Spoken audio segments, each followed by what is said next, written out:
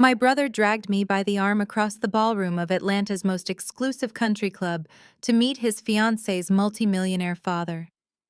He knocked over my glass of water in the process, not even caring as it shattered on the floor. He just wanted to humiliate me. Smirking, he shoved me forward and announced, "This is our family failure."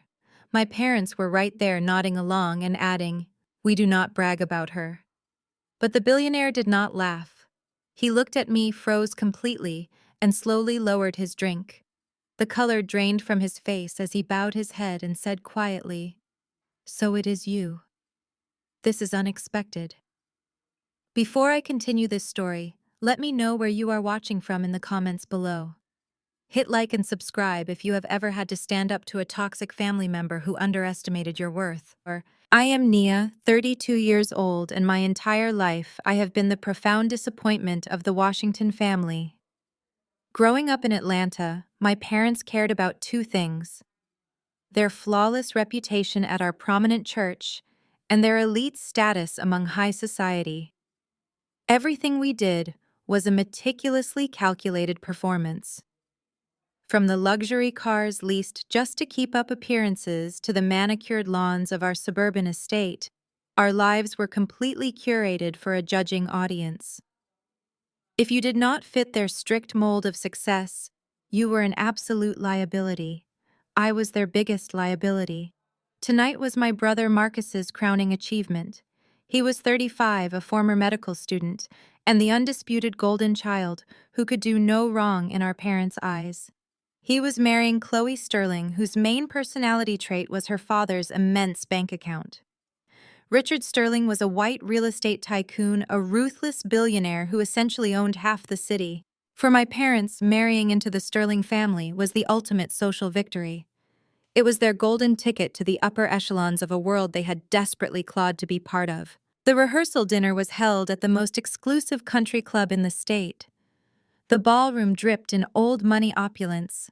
Massive crystal chandeliers cast a warm golden glow over white silk linens and towering floral centerpieces. A jazz band played softly in the corner, their smooth melodies mingling with the clinking of expensive champagne flutes. I was seated at a tiny table near the kitchen swinging doors, far away from the elevated VIP section. I did not mind the isolation. I wore my simple emerald green pantsuit, sipping sparkling water and counting the painfully slow minutes until I could slip out the back door unseen. I had no desire to participate in the charade, and I knew my family preferred me hidden in the shadows anyway. But Marcus had entirely other plans. I did not see him coming until his heavy hand clamped down viciously on my shoulder. Startled, I jerked my arm and my glass of water tipped over, spilling a cold puddle across the pristine white tablecloth and splashing onto my sleeve. "Look at you making a mess as usual," Marcus sneered, his voice laced with venom. He yanked me up from my chair with enough aggressive force to make my heels stumble awkwardly on the polished marble floor. "What are you doing?" I asked, trying to pull my wrist free from his tight grip. "You are going to pay your respects to Mr. Sterling," Marcus demanded, digging his fingers deeper into my skin as he dragged me forward. "You have been hiding back here all night, like a frightened stray dog. It is time you actually contributed to this family by showing some gratitude to the people funding this lavish weekend." Before I could pry his fingers off my arm, my mother suddenly materialized from the bustling crowd like a polished ghost. Beatrice wore a custom beaded gown that surely cost a small fortune. Her face was set in that terrifying artificial smile she exclusively used when she was furious, but holding an audience. She stepped directly into my path, raking her judgmental eyes over my emerald suit with visible disgust. "I specifically told you to wear the designer dress I bought you. Not this cheap rag," she hissed, her voice sharp enough to draw blood. "I bought my own clothes," I replied steadily, refusing to break eye contact. "You are a complete disgrace," Beatrice continued, stepping closer until her heavy floral perfume was suffocating me. "You could not even make it into my esteemed sorority. You dropped out of art school to paint graffiti in a damp basement. You have done absolutely nothing worthwhile with your life. The least you can do tonight is keep your mouth shut and not embarrass us. We are merging our legacy with a billionaire family, Nia. Do not ruin this incredible opportunity for your brother." My chest tightened with the familiar heavy ache of her lifelong rejection. The absolute truth was, she had no idea what I actually did for a living. She only knew I walked away from the prestigious law degree they aggressively forced upon me to choose art, a path they considered an embarrassing sentence to poverty. She did not know my perceived failure was actually my greatest blessing. Marcus tightened his bruising grip and pulled me past our mother. "She is coming with me," he told Beatrice over his shoulder. "I want Chloe's father to see the stark contrast. I want him to know exactly how far I have risen above the bottom feeders of this family." He dragged me forcefully toward the elevated VIP tables where the most important guests sat. Chloe stood there in a sparkling white cocktail dress, looking incredibly bored as she sipped her drink. Beside her stood Richard Sterling, a tall, imposing man with silver hair and cold, calculating eyes. He was in the middle of a serious conversation with another executive when Marcus aggressively shoved me forward. I stumbled slightly, catching my balance just inches from Richard's polished shoes. "Mr. Sterling," Marcus announced loudly, ensuring that all the surrounding tables fell completely silent. "I want to introduce you to my younger sister, Nia. She is our family failure. My parents and I usually do not mention her in public to avoid the embarrassment.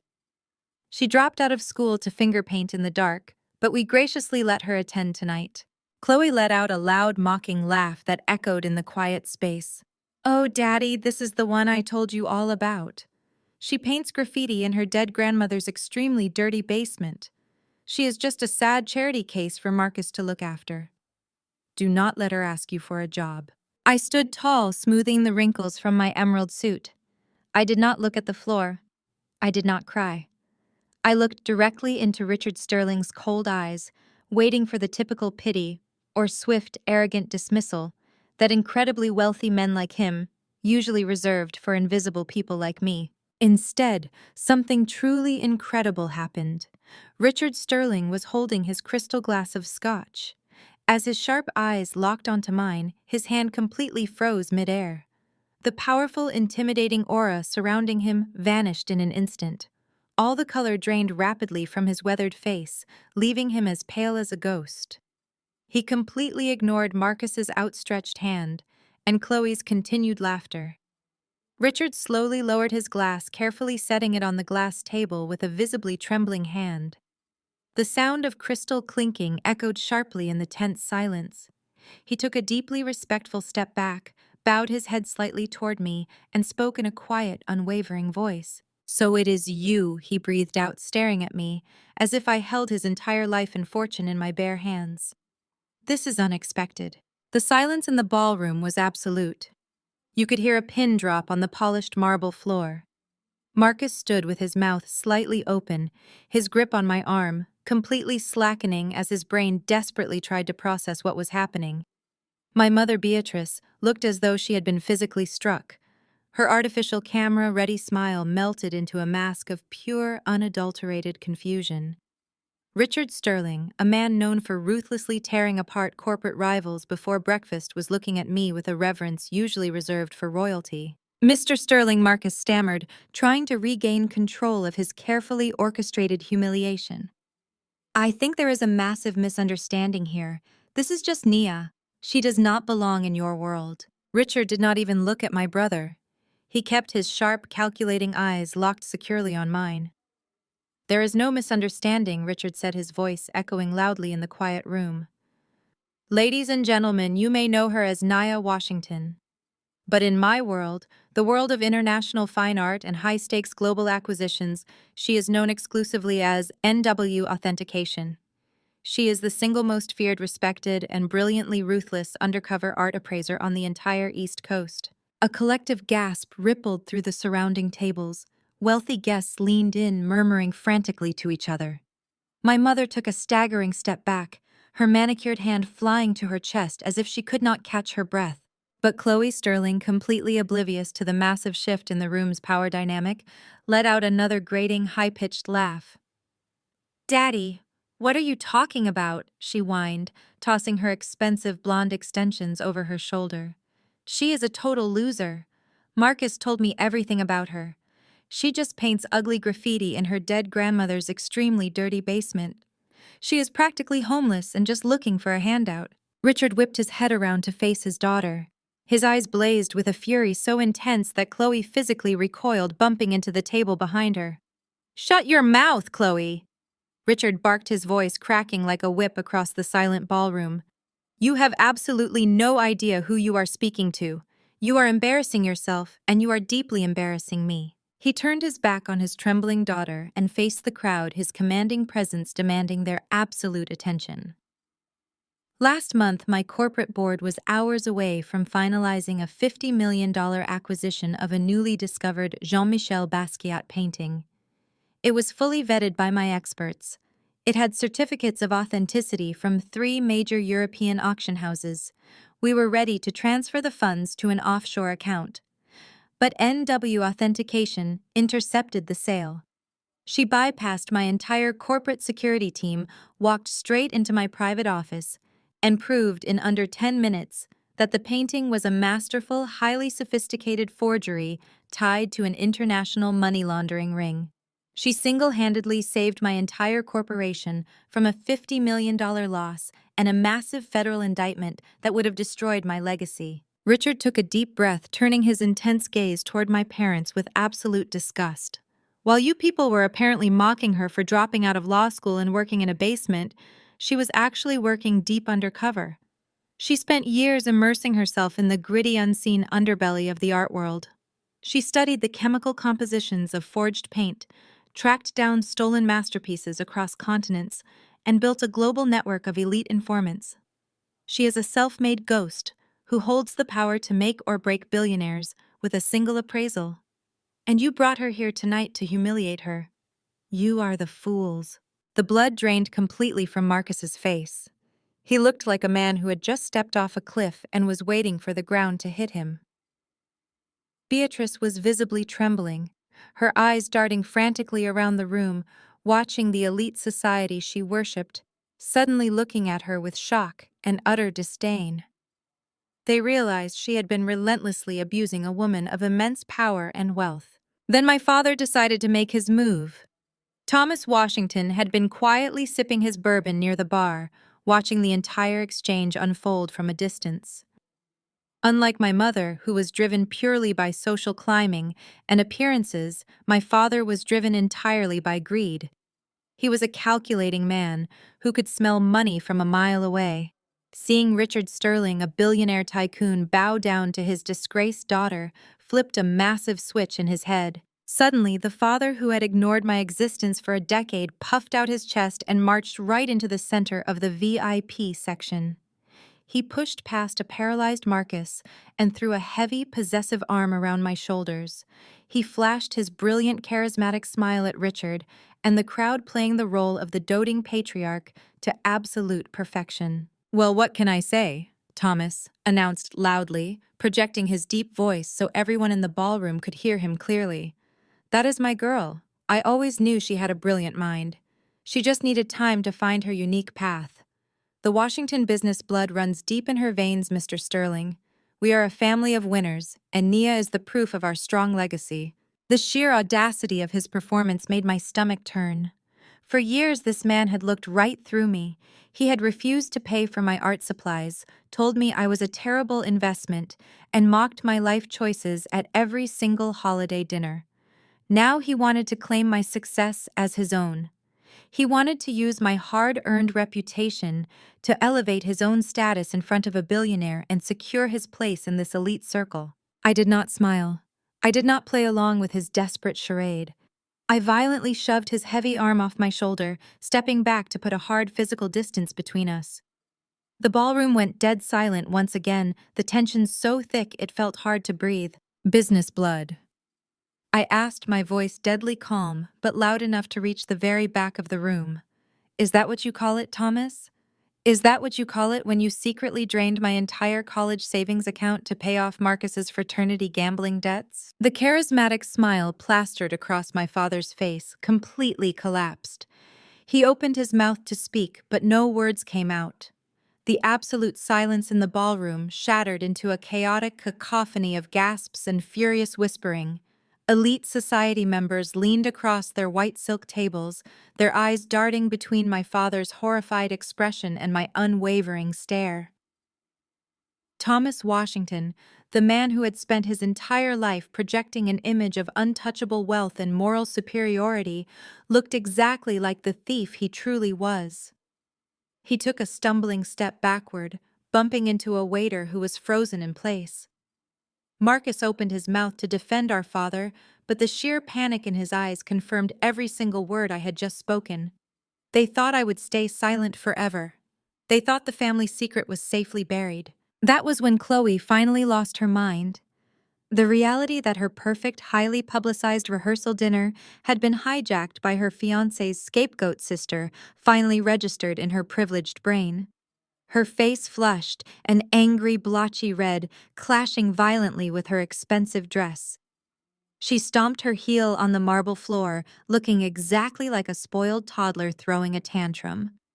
"You are a liar!" Chloe shrieked, pointing a manicured, trembling finger directly at my face. "You are making all of this up just to ruin my weekend because you are jealous. Daddy, she is crazy. She must have manipulated your security team or hacked your corporate files. I want her out of here right now." She wildly scanned the perimeter of the room, her voice hitting a screeching pitch. "Security.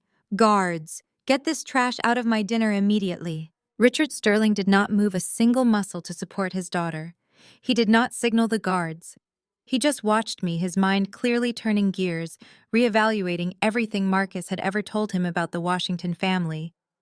The billionaire was realizing that he had backed the wrong horse. I did not even look at the security guards stepping hesitantly from the shadows along the walls. My eyes were entirely locked on Chloe. Specifically, my gaze was glued to the center of her plunging neckline. Pinned against the white silk of her designer dress, catching the light of the massive crystal chandeliers above, was a heavy, ornate ruby and gold vintage brooch. The air trapped itself in my lungs, and a hot flash of pure rage ignited in my chest. It was not just any piece of vintage jewelry. It was Big Mama's brooch. My late grandmother had worn that exact piece every single Sunday to church. It was her prized possession, and she had explicitly left it to me in her last will and testament. It was the only physical piece of her I had left in the world, and it had mysteriously vanished from my bedroom drawer the week before I officially moved out of my parents' house. They told me I must have lost it. I stepped right past my paralyzed father and walked directly into Chloe's personal space. My voice dropped to a lethal, icy calm that cut through her hysterical screaming. "Take off Big Mama's brooch! Now!" Chloe instinctively covered the large ruby with her hand, her eyes wide with sudden fear at my tone. "What are you talking about?" she stammered, taking a step backward until she bumped into her father's arm. "Marcus gave this to me." My mother Beatrice lunged forward, grabbing my arm with trembling, manicured fingers. "Nia, stop this instant!" She hissed, her voice vibrating with sheer panic and desperation. "I gave it to her. I gave it to Chloe as her something old for the wedding tradition." Marcus needed a significant family heirloom to prove our long-standing legacy to her family. "You never wore it anyway. It was just gathering dust in a box. You do not even appreciate fine things." I slowly turned my head to look at my mother. I did not pull my arm away. I just stared at her hand until she released me, shrinking back from the look in my eyes. The absolute disgust I felt for her in that moment was suffocating. "You stole my dead grandmother's jewelry, the only thing she explicitly wanted me to have, just to play dress-up for your wealthy white-in-laws," I asked, my voice echoing loudly in the dead silent room. "You stripped me of my heritage so your golden boy could pretend he came from a long line of generational wealth. You let me believe I had lost the one thing Big Mama gave me just to buy Chloe's approval." Marcus desperately stepped between Chloe and me, holding his hands up like a referee trying to stop a brawl before it turned bloody. "Nia, please," he begged, his voice stripped of all its previous arrogance. The confident golden child was gone, replaced by a terrified con artist whose house of cards was collapsing. "Do not do this here. We can talk about the jewelry, the college fund, all of it privately. Just walk away tonight. I will write you a check tomorrow for whatever you want. Please just leave. I did not yell. I did not raise my voice. I simply reached into the pocket of my emerald suit and pulled out my phone. I ignored Marcus completely, stepping around his trembling frame, and locked my eyes back on the billionaire standing rigidly beside his daughter. I tapped my screen twice, opening a highly secured digital file I had prepared weeks ago, and turned the phone so only Richard Sterling could clearly read the bright screen. "Mr. Sterling," I said, clearly ensuring the words carried perfectly across the entire hushed ballroom. "Ask your future son-in-law what collateral he used to secure the $15 million loan you gave him for his new real estate firm." The suffocating silence returned heavier and darker than before. Thomas Washington's mouth snapped shut. The jovial, commanding patriarch act vanished instantly, replaced by the panicked, wide-eyed stare of a man caught red-handed in broad daylight. He dropped his arm from the empty air where I had just been standing and took a slow, cowardly step backward, melting into the periphery, as if trying to erase his own existence. Richard Sterling did not miss a single micro-expression.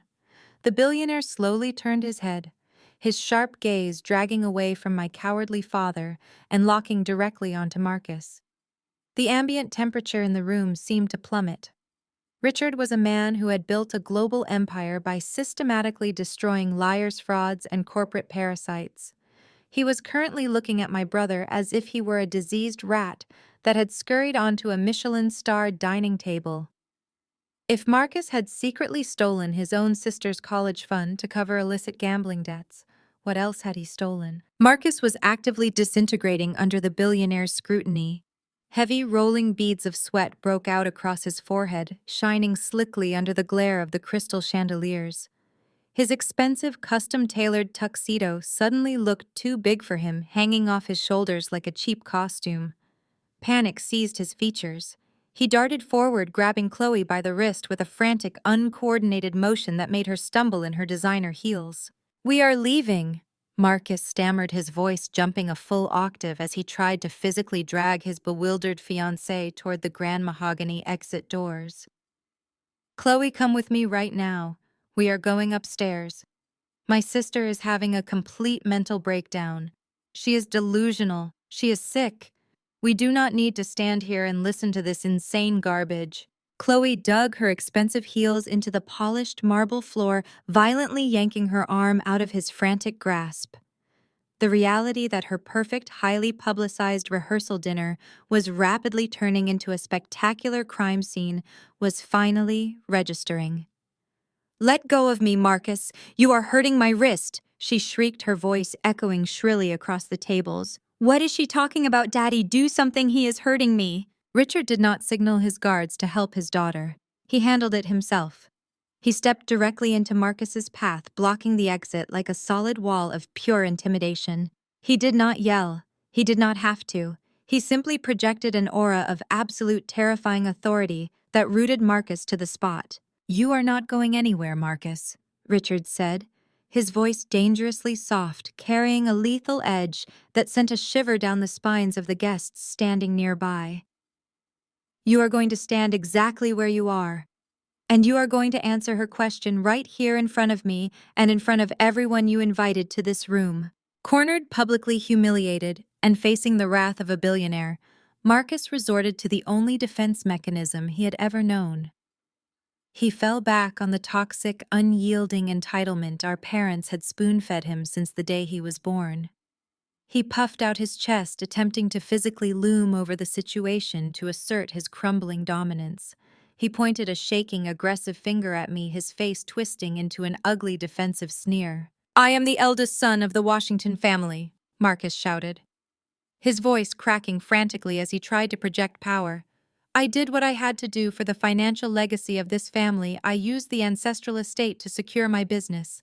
That land in Georgia has been in our name for 4 generations. It is mine by right. I am the male heir." Beatrice, sensing her golden child slipping away, immediately rushed forward, nodding vigorously in agreement with his absurd confession. "He is the firstborn son, Mr. Sterling," she cried out, looking desperately at Richard, begging him to understand their twisted logic. "It is his birthright to use family resources to build his empire." Nia is just a girl. She was going to waste that college money on art degrees and useless, unprofitable hobbies. Marcus needed that capital for real business. It was for the good of the family name. Their blatant, shameless justification of theft was so deeply repulsive that I let out a sharp, genuine laugh. It was a cold, piercing sound that cut right through their pathetic, patriarchal excuses. That laugh snapped the very last remaining thread of Marcus's sanity. The realization that I was utterly unafraid of him, that his lifelong intimidation tactics no longer worked, sent him into a blind rage. His eyes went wide and feral. He lunged across the open space between us, raising his hand high, fully intending to strike me across the face and physically silence the woman who was dismantling his entire fraudulent existence. "Shut your mouth, you worthless little—" He never finished the sentence. Before Marcus could get within 3 feet of me, two massive men in tailored black suits materialized seemingly out of thin air. Richard Sterling's private security detail moved with brutal, lethal precision. One guard grabbed Marcus by the lapels of his custom tuxedo, lifting his polished shoes slightly off the floor, while the other shoved his chest backward with tremendous force. Marcus flew backward, completely airborne for a split second before crashing hard into a nearby VIP cocktail table. Silver trays, crystal champagne flutes, and massive floral arrangements shattered across the marble floor in a deafening crash as he collapsed into a pathetic groaning heap of ruined silk and spilled liquor. I did not flinch. I did not step back. I simply looked down at my brother thrashing amidst the broken glass and spilled champagne, then calmly turned my attention back to the billionaire standing beside me. I reached into the inner pocket of my emerald suit jacket and pulled out my phone. I tapped the screen, opening a highly secured, encrypted digital file I had meticulously prepared for this exact moment. I turned the bright screen outward, holding it up so Richard Sterling could clearly read the official government seal, the timestamp, and the bold black text of the digital property deed. I smiled warmly at the furious billionaire delivering the final devastating blow. "He used Big Mama's estate, yes," I said, my voice ringing cleanly through the groans of my brother and the horrified gasps of the wedding guests. "But unfortunately for you, Mr. Sterling Marcus does not own a single inch of that land. I do. And he forged my signature on your federal loan documents to secure that $15 million loan you gave him." The morning sun streamed through the floor-to-ceiling windows of my penthouse suite at the Four Seasons. I was standing on the balcony savoring the crisp morning air and a perfectly brewed cup of black coffee. The chaotic fallout of the rehearsal dinner still buzzed in my phone, which I had left silenced on the kitchen island. Richard Sterling had immediately frozen Marcus's assets, pending a brutal corporate investigation, and the wedding was hanging by a precarious thread. A sharp, aggressive pounding on my hotel room door shattered the morning peace. I did not rush. I took another sip of my coffee, tightened the belt of my silk robe, and walked casually to the entryway. I swung the heavy oak door open to find my mother Beatrice standing in the hallway. Her usually flawless hair was slightly frizzy, and the heavy bags under her eyes betrayed a completely sleepless night. But she was not alone. Standing right beside her, clutching a worn leather Bible and looking profoundly uncomfortable, was Reverend Jenkins from our family church in Atlanta. This was a calculated ambush. "Nia, we need to come inside right now," Beatrice demanded, her voice tight with suppressed panic. She pushed past me without waiting for an invitation, dragging the bewildered pastor into my private suite. Reverend Jenkins offered a weak, apologetic smile. "Good morning, Nia. Your mother called me in the middle of the night. She is in deep distress. We came here to pray together and find a path of healing for this family." I closed the door, slowly leaning against the frame.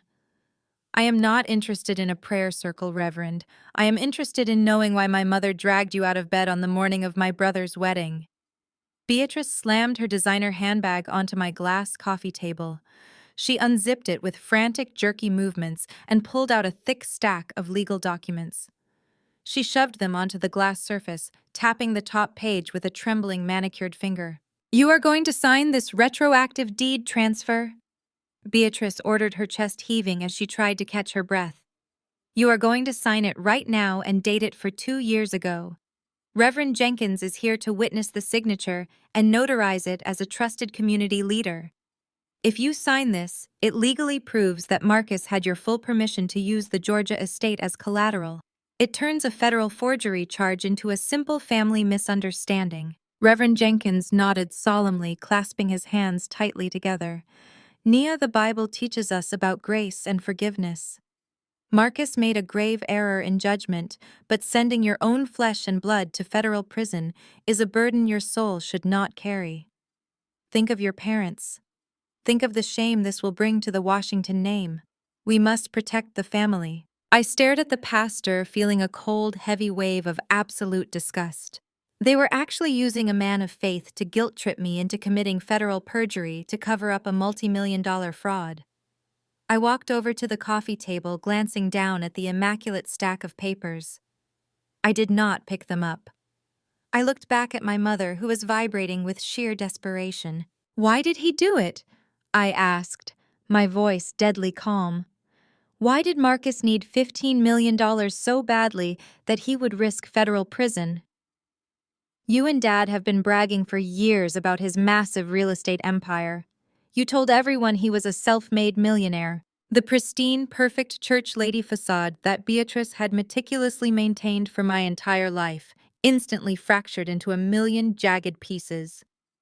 Her face contorted into a mask of pure, ugly rage. She slammed both hands down on the glass table, leaning over the unsigned papers with wild, bloodshot eyes. "Because there is no empire!" Beatrice screamed, her voice echoing violently off the penthouse walls. "The veneer of generational wealth we built is completely hollow. Big Mama let that house go into tax foreclosure 5 years ago. She was broke. She could not afford the property taxes, and she refused to ask for our help. When she died, the city was weeks away from seizing the land. Marcus just took the tax money to survive. He had to leverage the estate to keep his shell companies afloat. We had to maintain our image. If the country club found out we were bankrupt, we would be ruined socially and financially." Reverend Jenkins took a horrified step backward, clutching his Bible to his chest, as if to shield himself from the sudden, unapologetic onslaught of confessed financial crimes. He looked at Beatrice like he did not even recognize the woman who sat in his front pew every single Sunday. "You let me believe my grandmother left me absolutely nothing," I said, the bitter reality settling heavily into my bones. "You let me believe she died penniless and forgot about me, all while Marcus was using her stolen land to fund his fake luxury lifestyle and impress Chloe Sterling and her billionaire father. It is a rotting house on a useless plot of dirt." Beatrice shrieked, tears of sheer panic finally spilling down her perfectly contoured cheeks. "It means nothing compared to what Marcus is trying to build. You are going to destroy this entire family's legacy over a rotting house. Sign the papers, Nia. Save your brother. Save us." I stood in absolute silence, absorbing the pathetic reality of my family's existence. They were not elite. They were not royalty. They were drowning in debt and lies, and they fully expected me to become their sacrificial life raft. I picked up my coffee mug from the kitchen island. I took a slow, deliberate sip, letting the bitter, dark roast wash over my tongue. I walked back to the coffee table and set the mug down directly on top of the retroactive deed transfer, leaving a dark, wet ring right over the signature line. "I will not be signing anything, Mother." Beatrice let out a strangled, desperate sob, reaching out to grab my shoulders, but I took a sharp step back out of her reach. And since you are in a confessing mood, I continued, keeping my voice perfectly level and devoid of all emotion. "Let me clarify exactly how much danger your golden boy is actually in. I didn't just buy the house back from the city, Mother. I bought the bank debt tied to Marcus's shell company. I am now his sole creditor." The morning sun streamed through the floor-to-ceiling windows of my penthouse suite at the Four Seasons. I was standing on the balcony, savoring the crisp morning air and a perfectly brewed cup of black coffee. The chaotic fallout of the rehearsal dinner still buzzed in my phone, which I had left silenced on the kitchen island. Richard Sterling had immediately frozen Marcus's assets pending a brutal corporate investigation, and the wedding was hanging by a precarious thread. A sharp, aggressive pounding on my hotel room door shattered the morning peace. I did not rush. I took another sip of my coffee, tightened the belt of my silk robe, and walked casually to the entryway. I swung the heavy oak door open to find my mother Beatrice standing in the hallway. Her usually flawless hair was slightly frizzy, and the heavy bags under her eyes betrayed a completely sleepless night. But she was not alone. Standing right beside her, clutching a worn leather Bible and looking profoundly uncomfortable, was Reverend Jenkins from our family church in Atlanta. This was a calculated ambush. "Naya, we need to come inside right now," Beatrice demanded, her voice tight with suppressed panic. She pushed past me without waiting for an invitation, dragging the bewildered pastor into my private suite. Reverend Jenkins offered a weak apologetic smile. "Good morning, Nia. Your mother called me in the middle of the night. She is in deep distress. We came here to pray together and find a path of healing for this family." I closed the door slowly, leaning against the frame. "I am not interested in a prayer circle, Reverend. I am interested in knowing why my mother dragged you out of bed on the morning of my brother's wedding." Beatrice slammed her designer handbag onto my glass coffee table.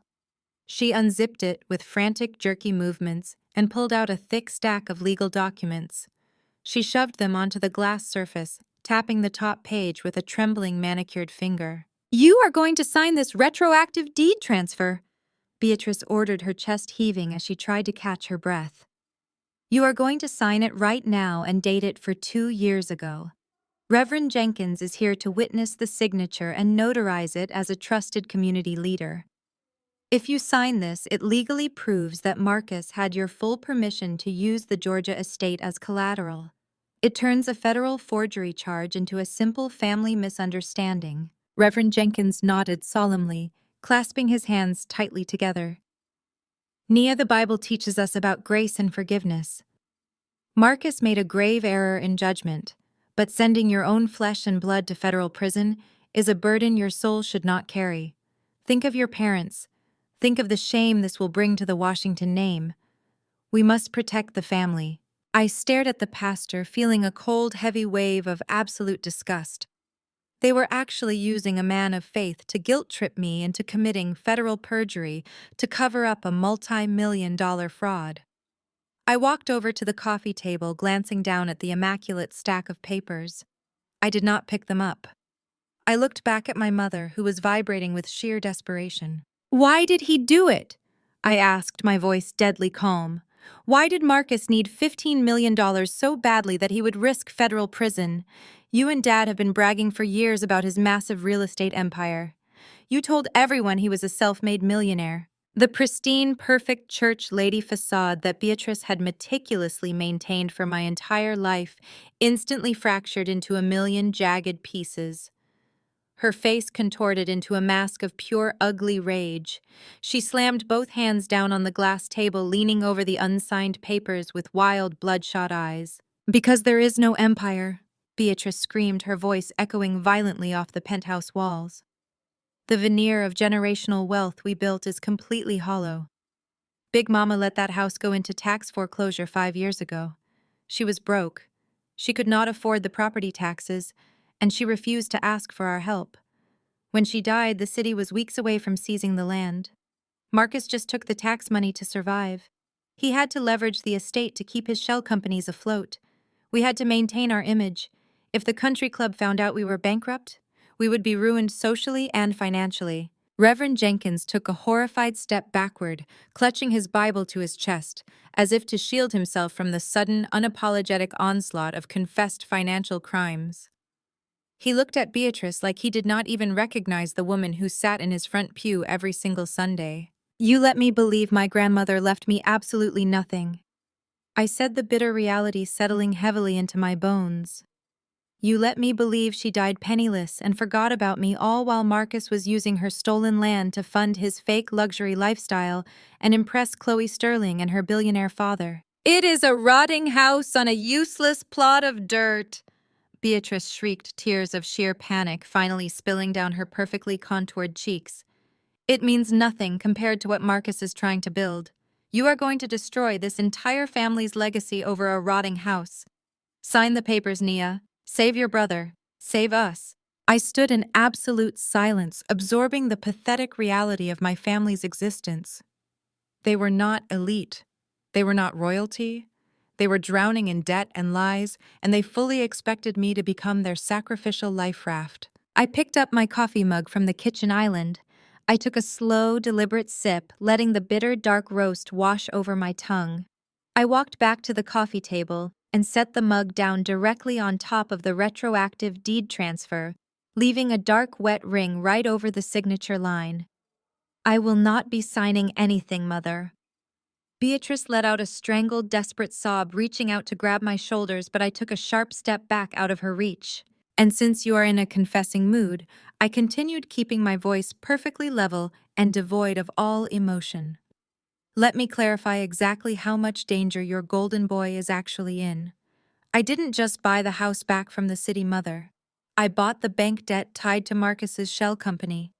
I am now his sole creditor. 2 hours after leaving my mother and the pastor in a state of absolute hyperventilating shock inside my penthouse, my private driver pulled up to the curb of the historic Grand Cathedral. The sheer, unadulterated financial waste on display was genuinely staggering. Marcus and Chloe had transformed the centuries-old stone courtyard into a ridiculous spectacle of fake royalty. Massive arches of imported white orchids lined the sweeping marble staircase. A 12-piece string quartet played classical music near the valet stand, where a fleet of rented luxury cars was being hurriedly parked. It was a perfectly staged theatrical production funded entirely by stolen money and federal wire fraud. I stepped out of my car, smoothing the lines of my tailored charcoal blazer. I did not rush. I walked up the wide marble steps with the slow, measured pace of an apex predator stepping into its own territory. As I reached the massive, intricately carved oak doors of the cathedral vestibule, a wall of solid muscle suddenly blocked my path. 3 private security contractors stood shoulder to shoulder. They wore tactical black suits, secure earpieces, and expressions of practiced intimidation. The man in the center, clearly the head of the security detail, stepped forward. He raised a massive, heavy hand and placed it firmly against my chest, physically halting my momentum. "You need to step back, ma'am," the guard ordered, his voice a low, threatening rumble. "This is a private, highly secured event. You are explicitly on the restricted list. You need to leave the premises immediately, or we will be forced to physically remove you." I glanced down at his hand resting against my jacket, completely unfazed by his attempted show of force. Before I could instruct him to remove it, the heavy oak doors swung open. Chloe stepped into the sunlight. She looked exactly like a plastic decoration on top of a cheap wedding cake. She was buried under layers of blindingly white custom-designed silk and imported French lace. Her bridesmaids fluttered nervously behind her, carrying the massive train of her dress. When Chloe spotted me standing at the bottom of the steps, her eyes lit up with a malicious, deeply satisfied glee. This was exactly the scenario she had been hoping for. She thought she had the ultimate upper hand. "Hold on, Vance," Chloe called out to the head security guard, waving her manicured hand dismissively. "Let her stay right there for a second. I want her to see what she is missing." Chloe strutted forward, stopping just behind the line of armed guards. She looked down at me from the top of the marble stairs, her lips curling into a vicious, deeply ugly sneer. The mask of the polite, cultured socialite completely evaporated, revealing the profound prejudice and arrogant entitlement that Marcus was so desperate to marry into. "I told Marcus you would try to show up here and beg for a handout," Chloe sneered, her voice dripping with sheer condescension. "He warned me that you were completely unhinged, but this is just pathetic. Look at you. You actually thought you could walk into a place like this and cause a scene." She leaned forward, dropping her voice so only I and the guards could hear her. The absolute malice in her eyes was glaring. "You do not belong in spaces like this!" "Nia," Chloe spat, looking me up and down with blatant, undisguised disgust. "You are a complete embarrassment to Marcus. You will never be part of my family's world. Go back to the hood where you belong before I have these men drag you to the curb." I did not yell. I did not flinch. I did not even blink. I just looked at her with the cold, clinical detachment of someone observing a particularly loud insect. The Washington family was so desperate to be accepted by people like Chloe that they were willing to strip me of my heritage, steal from our own grandmother, and throw me to the wolves. They had sold their souls to appease a family that viewed them as nothing more than entertaining charity cases. I slowly shifted my gaze away from Chloe's flushed, angry face and looked directly at the head of security. I registered the specific gold crest embroidered on the lapel of his tactical jacket. It was a crest I knew intimately. Without breaking eye contact with the massive guard, I calmly reached into my designer handbag. I bypassed my wallet and pulled out a solid matte black metal card. It was heavy, completely unmarked, except for a small, deeply engraved gold crest in the very center. It was the exact same crest that was currently pinned to his uniform. I held the heavy metal badge up and pressed it flat against the center of his chest. The security guard glanced down, clearly annoyed, fully intending to slap my hand away. But the moment his eyes registered the gold crest and the specific serial code engraved beneath it, the air completely vanished from his lungs. The aggressive, intimidating posture melted off his body in a single terrifying second. The blood drained completely from his face, leaving his skin a sickly pale white. His eyes widened in absolute, unadulterated horror.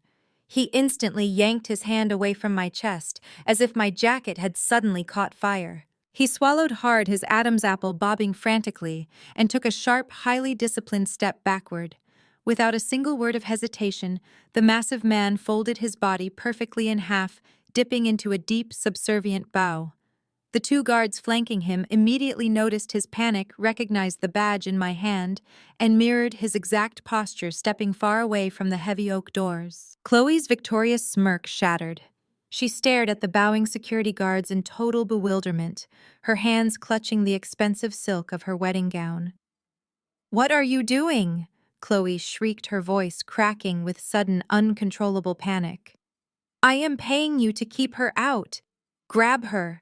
Throw her off the property right now. That is an order." The guards did not move an inch.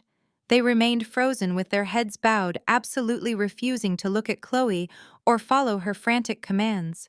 I stepped smoothly past the line of terrified men and walked up to the very top of the marble stairs, forcing Chloe to take a stumbling step backward into the cathedral vestibule.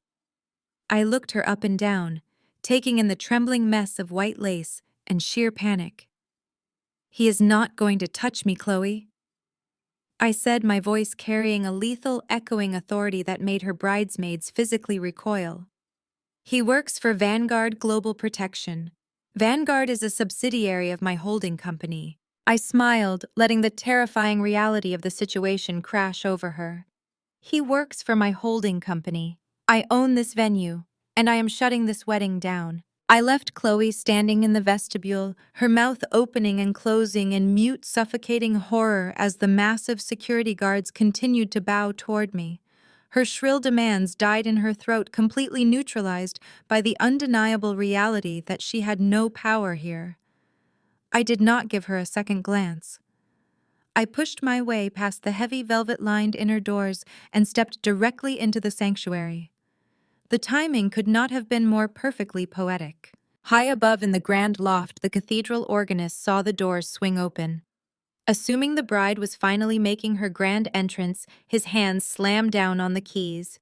The massive booming chords of the traditional wedding march immediately filled the cavernous stone sanctuary, vibrating through the floorboards and echoing off the vaulted ceilings. As one synchronized entity, 200 of Atlanta's most elite, wealthy, and influential citizens rose to their feet and turned toward the back of the church. They expected to see a vision in white lace. They expected the culmination of a high society merger between the sterling billions and the Washington real estate empire. Instead, they saw me.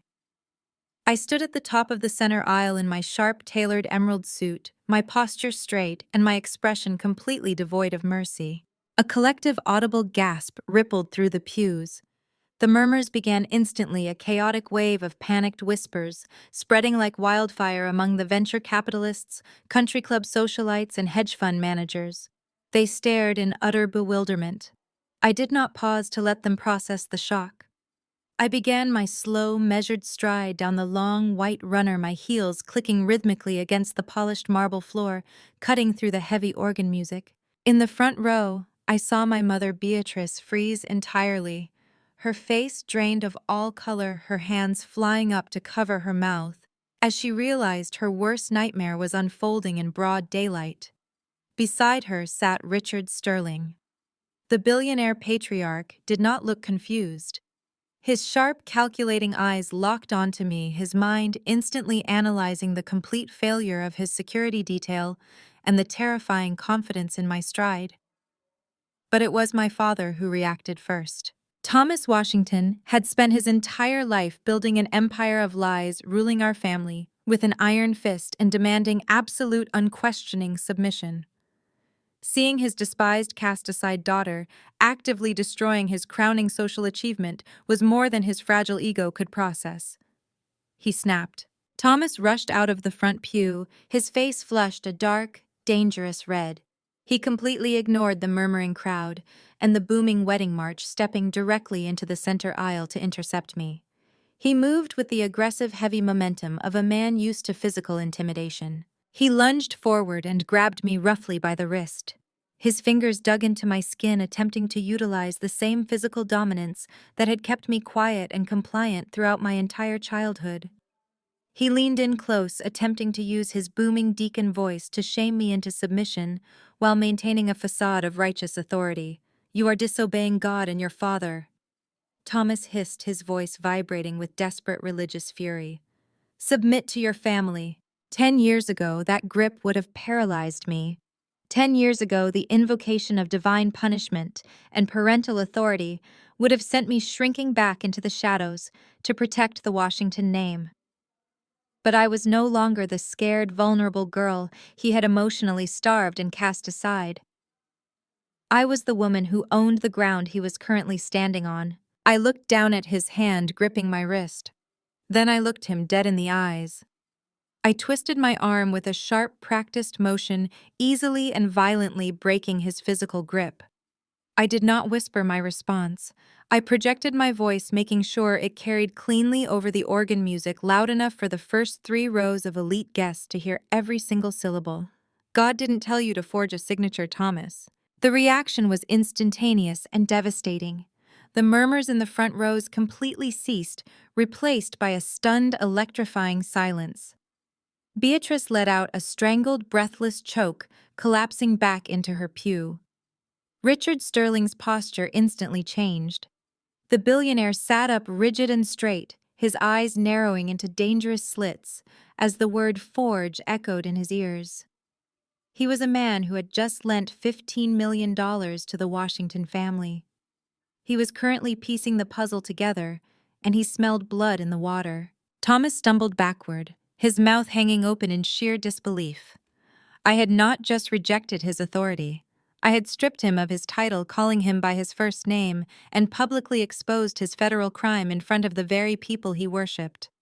He looked incredibly small, a hollow, pathetic man realizing his entire world was collapsing. I did not wait for him to recover. I stepped around his frozen body and continued my march toward the altar. Marcus was standing under the massive floral archway, sweating profusely through his custom-tailored tuxedo. He looked like a cornered animal facing a firing squad. His eyes were wide with pure terror, his breathing shallow and erratic. He opened his mouth, raising a trembling hand as if to beg for mercy, to plead for the sister he had robbed and humiliated to somehow save him. I bypassed Marcus entirely. I did not even grant him the dignity of eye contact. I walked right past my brother as if he were nothing more than a piece of cheap furniture. I stopped directly in front of the officiating pastor. The elderly man was clutching his leather-bound Bible to his chest, looking back and forth between me, the frozen groom, and the chaotic congregation with absolute bewilderment. I reached into my designer handbag and pulled out a thick, sealed manila envelope. The heavy paper contained the certified, irrefutable proof of the Washington family's financial ruin, the forged federal loan documents, and the digital deed to the Georgia estate that I legally owned. I held the envelope out, pressing it firmly against the pastor's chest until he reflexively took it from my hands. I stared him down, my voice ringing out with absolute undeniable authority. "Read page 4 to the congregation, pastor, or I'll have the police do it." Marcus snapped out of his terror-induced paralysis. Survival instinct overrode his shock, transforming his fear into a blind, desperate panic.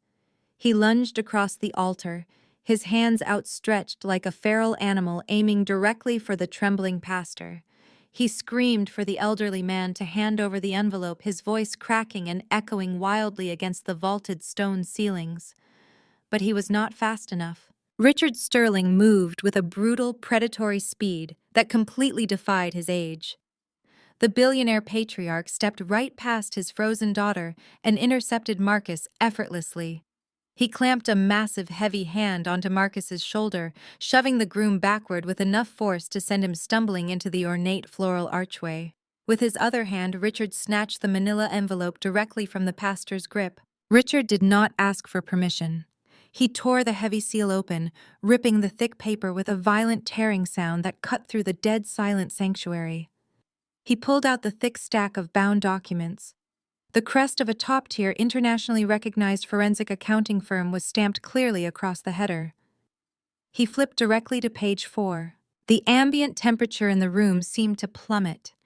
200 of the most powerful people in Atlanta held their collective breath, watching the patriarch of the Sterling Empire scan the pages. The initial confusion on Richard's face melted away rapidly, replaced by a dark, murderous, terrifying rage. The veins in his neck bulged against his starched white collar. When he finally looked up from the paper, his gaze was absolutely lethal. Richard did not whisper. He projected his voice with the booming, unyielding authority of a man who destroyed corporate lives for a living. He read the itemized list aloud, letting every single syllable fall like a hammer blow upon my family. He read the exact routing numbers. He read the offshore wire transfers.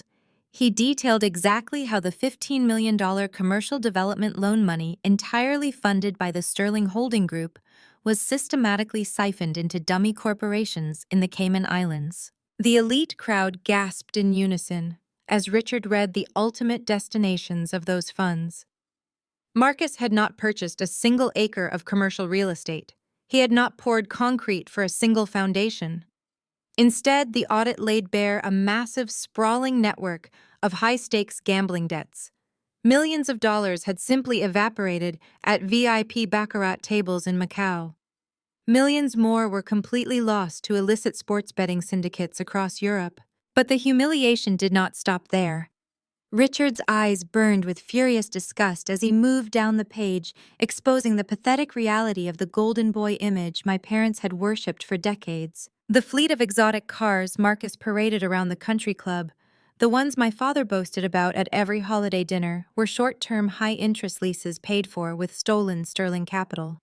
The luxury penthouse he claimed to own was a month-to-month rental registered under a fake corporate identity. The custom-tailored suits, the vintage Rolex, watches, the lavish, breathtaking gifts he had showered upon Chloe to win her affection, everything was funded by federal wire fraud. My brother was not a real estate mogul. He was a degenerate, desperate gambling addict playing dress-up with a billionaire's money. The silence in the cathedral was suffocating, broken only by the sound of Beatrice letting out a high, thin wail of pure agony from the front pew. The entire foundation of her elite social standing was being publicly eviscerated, dismantled piece by piece, in front of every single person she desperately wanted to impress. The venture capitalists and hedge fund managers in the pews were already pulling out their phones, texting their brokers and legal teams. The Washington family name was officially toxic. Thomas sat completely frozen, his eyes glazed over, staring blankly at the polished marble floor as his patriarchal dominance shattered into worthless dust. At the altar, the reality finally registered in Chloe's mind.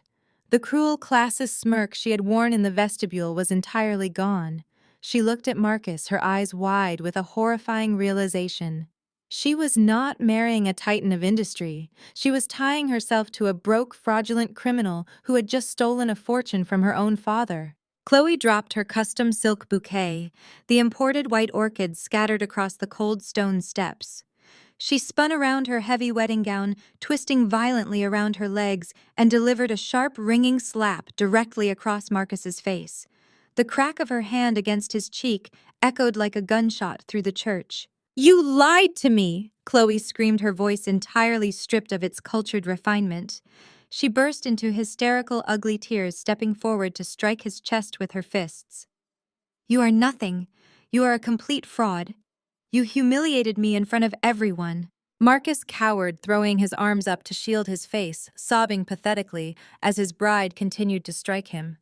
He looked incredibly small, a hollow shell of the arrogant bully who had tormented me my entire life. All those years of being called a disappointment, all those years of being pushed aside so my parents could fund his illusions, all of it culminated in this exact moment of absolute ruin. I stood perfectly still, watching the destruction unfold with cold, clinical vindication. But Richard Sterling ignored his daughter's hysterical breakdown. He ignored the groom cowering on the altar. He slowly lowered the forensic audit, his knuckles turning white as he gripped the heavy paper. He looked past Marcus, past the weeping Beatrice, and past the utterly defeated Thomas. His sharp, predatory gaze locked directly onto me. Richard was a ruthless businessman. He recognized the specific legal formatting of the document in his hand. He saw the certified government stamps pressed into the bottom corner of the pages. A terrifying realization dawned on the billionaire as he pieced together the ultimate scope of my revenge. He stepped forward, the audit trembling slightly in his massive hand. He ignored the chaotic murmurs of the crowd, speaking directly to me, with a voice entirely drained of its previous fury, replaced by a cold, dawning shock. "You didn't just give me an audit," Richard said, his voice trembling as the sheer magnitude of the situation settled over him. "You forwarded this to the IRS, didn't you?" I did not break eye contact with the furious billionaire. "I forwarded the entire unredacted file to the Criminal Investigation Division of the IRS at exactly 8 o'clock this morning," I replied, my voice ringing out with crystal clarity. "Federal wire fraud, international money laundering, and aggravated tax evasion. By the time the organist stops playing, Marcus's accounts will be frozen, and the federal warrants will be signed." The acronym IRS acted like a live grenade thrown directly into the middle of the cathedral. Total, unadulterated pandemonium broke out. The polite, hushed whispers of the elite congregation erupted into outright shouting. The veneer of high society elegance vanished in a matter of seconds. Men in custom tuxedos scrambled out of the mahogany pews, aggressively shouting into their cell phones, desperate to contact their brokers and legal teams to distance their own portfolios from the impending Sterling and Washington fallout. The string quartet had long since stopped playing. The pristine, floral-scented air was suddenly thick with panic sweat and the absolute collapse of a fraudulent empire. Chloe spun away from her ruined groom. Her face was contorted with a vicious, unhinged fury. She did not direct her wrath at the federal government, or even at Richard. She turned her sights directly onto my parents. She violently hiked up the skirt of her ridiculous $100,000 wedding gown and stomped down the marble steps of the altar toward Thomas and Beatrice. "You absolute parasites!" Chloe shrieked, her voice echoing shrilly over the chaos of the fleeing guests. "You disgusting Section 8 frauds! You crawled out of the gutter and tried to infect my family with your ghetto poverty." Her words were dripping with venomous, racially coded malice. The polite, cultured socialite mask completely evaporated, revealing the deeply ingrained repulsive bigotry that the Washington family had been so desperate to align themselves with. "My father gave you a seat at the table," Chloe screamed, her face flushed and twisted with hatred. "We let you into our country clubs, we let you breathe our air, and you stole from us like common street thugs." Thomas stood paralyzed. His jaw worked uselessly as his entire patriarchal dominance was publicly shredded by a 24-year-old heiress. The man who ruled his own home with an iron fist, who demanded absolute submission from his daughter, was completely silent in the face of white billionaire wealth. But Beatrice reacted exactly as she had been programmed to act her entire life. She bowed to the money. My mother. The woman who had demanded absolute perfection from me. The woman who had scrutinized every flaw in my existence to ensure we looked elite to the outside world, actually dropped to her knees on the cold marble floor. "Chloe, please, you must understand." Beatrice sobbed. She crawled forward, reaching out with trembling, frantic hands to grab the delicate lace hem of Chloe's wedding dress. Marcus loves you. He just wanted to give you the life you deserve. He just wanted to be worthy of your world. He wanted to be a real Sterling. Please do not leave him. We will pay it back. We will do anything you ask. It was the most pathetic, undignified display I had ever witnessed in my entire life. Beatrice was actively stripping away her own humanity. She was sacrificing her pride, her dignity, and her self-respect to keep her golden child anchored to a billionaire's wealth. She was groveling at the feet of a woman who viewed her as nothing more than a racial stereotype and a financial parasite. Chloe looked down at my weeping mother with absolute unmasked revulsion. With a sharp, violent motion, Chloe kicked her expensive satin heel forward. She physically struck Beatrice's outstretched hands, knocking my mother's grasp away from her pristine gown. "Get your filthy hands off my dress!" Chloe snarled, stepping back in pure disgust. "You and your pathetic son are going to rot in a federal cell." I moved before my mother could completely humiliate herself any further. I did not step forward out of love for Beatrice. I felt no urge to protect the woman who had happily offered me up as collateral damage and stolen from my grandmother. But I was absolutely finished letting a spoiled, bigoted heiress speak to anyone in my bloodline like a stray dog. I stepped smoothly between the weeping Beatrice and the furious bride, forcing Chloe to take a rapid defensive step backward. I looked Chloe dead in the eye, stripping away the last remaining shred of her arrogant superiority. "Do not act high and mighty, Chloe," I said, my voice dropping to a low, lethal register that carried directly to Richard Sterling, who was still standing frozen at the altar. "Do not stand there and pretend you are an untouchable victim in all of this." Chloe sneered, puffing out her chest to assert her inherited dominance. "I am a Sterling. You and your family are nothing." "You are collateral," I corrected her sharply. I turned my gaze from the bride to the billionaire patriarch. The color was rapidly draining from Richard's face as he realized exactly where this conversation was heading. "Did your father tell you the exact terms of that $15 million loan, Chloe?" I asked, projecting my voice so the remaining guests in the cathedral could hear every word. "Did he mention what he used to underwrite the wire transfer when Marcus's shell companies looked too risky on paper?" Chloe frowned, glancing back at Richard with a sudden flicker of uncertainty. "What is she talking about, Daddy?" I did not let Richard answer. I delivered the final crushing blow myself. "Your father knew Marcus was a massive risk, Chloe. He knew the ancestral land in Georgia was not enough to cover a $15 million cash transfer, so he legally tied the risk to the one asset he controls completely." I smiled, watching the absolute horror dawn in her eyes. "Did your father tell you that your personal trust fund was used as collateral for Marcus's offshore accounts?" Chloe froze. The vicious, hateful energy that had animated her entire body just a second ago evaporated, leaving behind nothing but cold, absolute terror. She slowly turned her head away from me and looked at her father. Richard Sterling, the ruthless billionaire, the man who crushed corporate rivals without breaking a sweat, could not meet his daughter's eyes. He looked down at the marble floor, his jaw tight, his silence serving as a deafening confirmation of my words. Chloe let out a sound that was half gasp, half scream. She realized in that exact moment that she had not just been humiliated by her fiancé, but actively sold out by her own flesh and blood. Her father had gambled her entire financial future, her personal safety net, on a man he knew was a massive liability simply to secure a real estate merger that did not even exist. She lunged toward Richard, her fists pounding against his chest. She screamed that he had ruined her life, that she was entirely penniless because of his unyielding greed, and that he had traded her future for a fraudulent business deal. Richard tried to grab her wrists, his face pale with shame and poorly concealed panic, but Chloe fought him off wildly, her designer veil tearing as she thrashed against him. The elite guests in the pews were watching a high society dynasty implode in real time. Before Richard could restrain his hysterical daughter, the massive, intricately carved oak doors at the very back of the sanctuary violently swung open. The heavy thud of the wood hitting the stone walls echoed sharply over the screaming bride. 4 men in dark, identical suits stepped into the vestibule.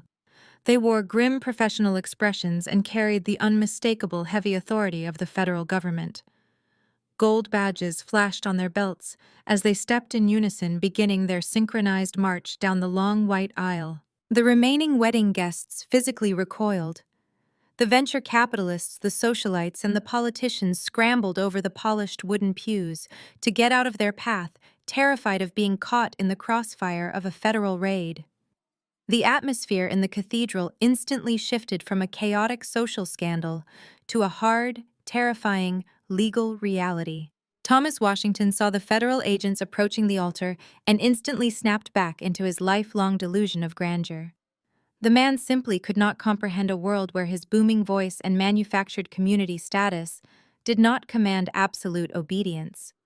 He puffed out his chest violently, adjusting his tailored suit jacket, and marched directly into the center aisle to block the path of the approaching law enforcement officers. He raised his hands in a placating, authoritative gesture, wearing the same condescending smile he used to silence me when I was a child.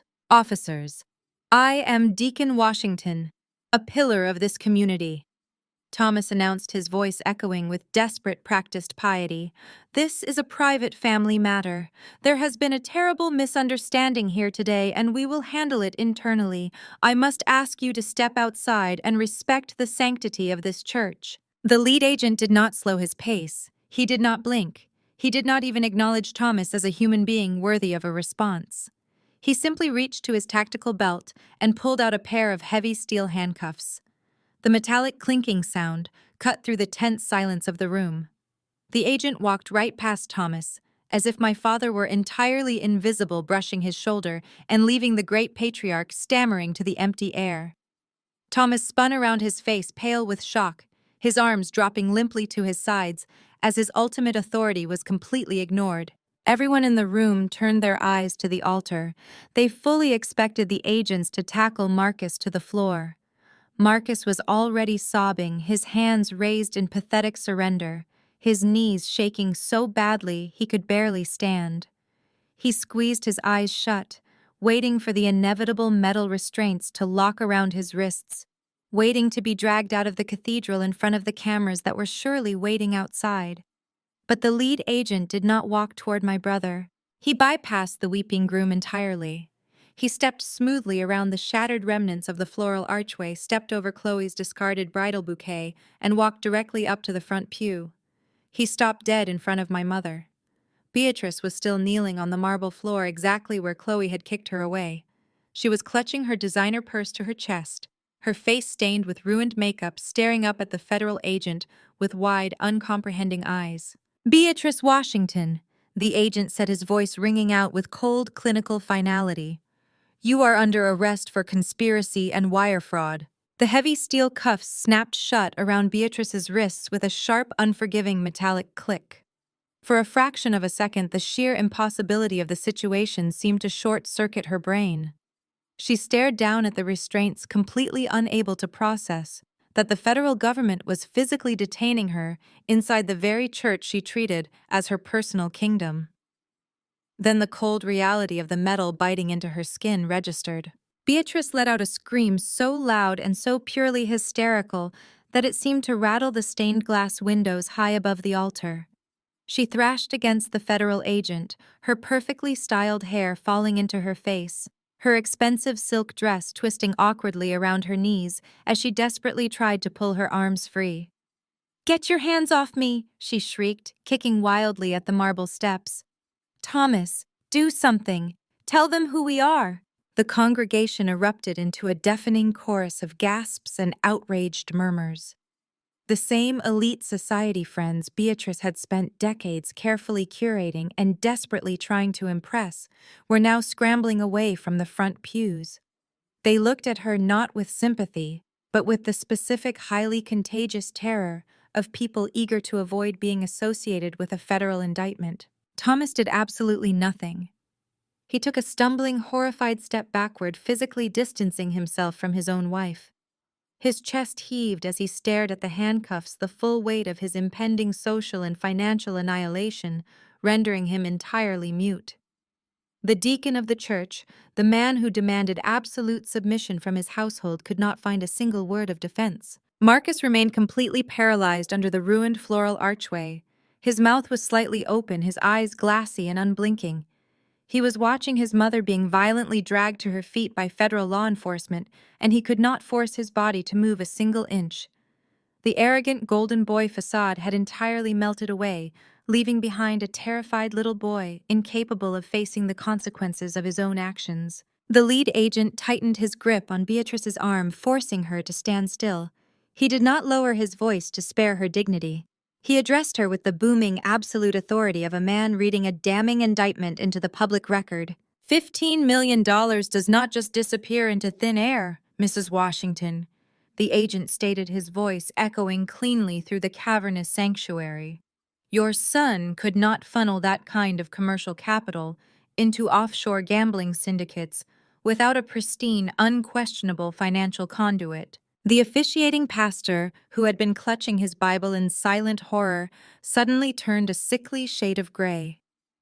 He looked from the federal agent to Beatrice, a terrible dawning realization washing over his aged, weathered face. You are the esteemed treasurer of this cathedral. The agent continued, his tone dripping with professional disgust.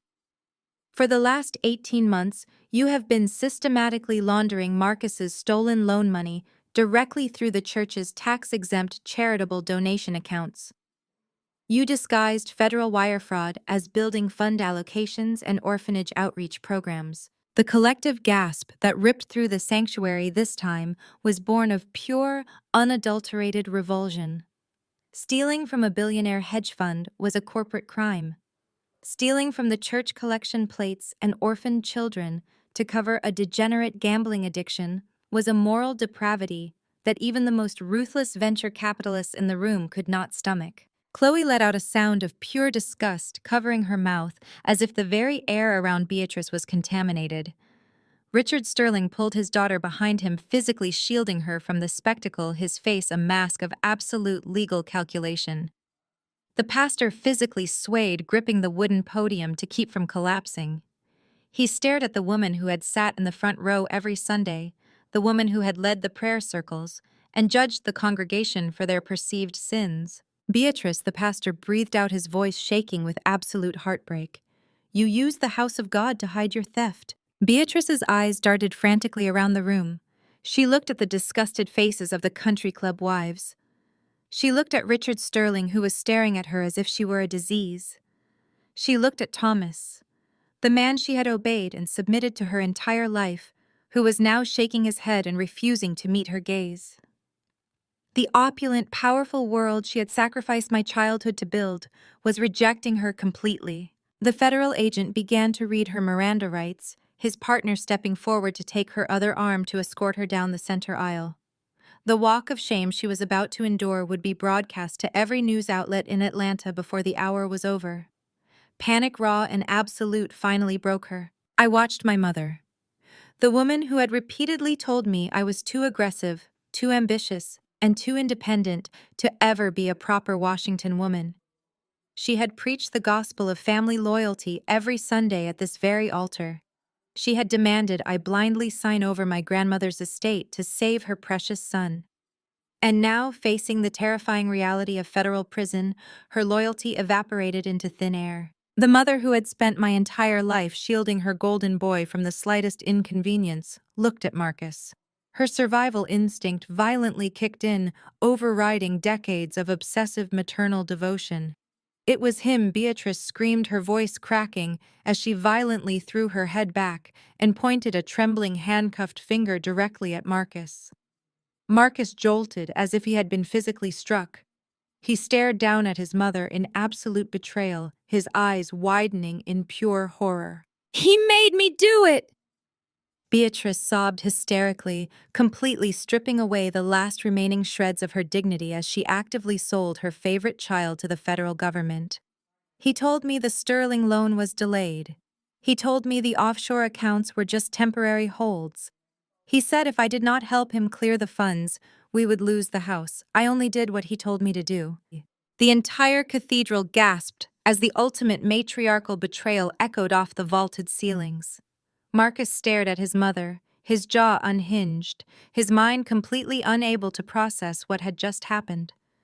The woman who had coddled him his entire life, the woman who had happily sacrificed my future to finance his delusions of grandeur, had just offered him up to the federal government on a silver platter. A second federal agent stepped up behind the paralyzed groom. He grabbed Marcus by the shoulders of his custom-tailored tuxedo, spun him around roughly, and wrenched his arms behind his back. The metallic snap of the handcuffs locking into place echoed sharply over the stunned silence of the congregation. Marcus let out a pathetic, high-pitched whimper. The golden child, the undisputed heir to the Washington family legacy, physically crumpled. His knees buckled, and the agent had to haul him upward by his biceps just to keep him standing. Sweat poured down his face, completely ruining his perfectly styled hair.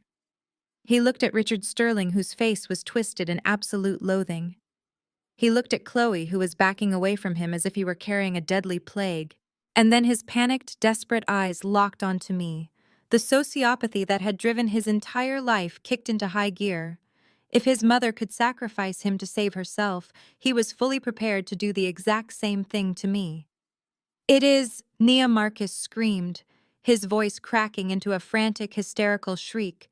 "It is Nia's fault. She is the financial expert. She is the one with the corporate background. She set up the shell companies." He strained against the federal agent's grip, twisting his body to point his cuffed hands in my direction.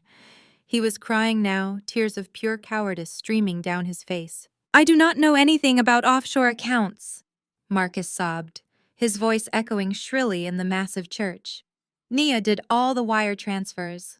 Look at her. She is standing right there smiling because she framed us. She always hated me. She was jealous that I was marrying into the Sterling family. Arrest her. She orchestrated the whole thing to steal my inheritance." I stood perfectly still on the marble steps. I did not raise my voice. I did not rush to defend myself.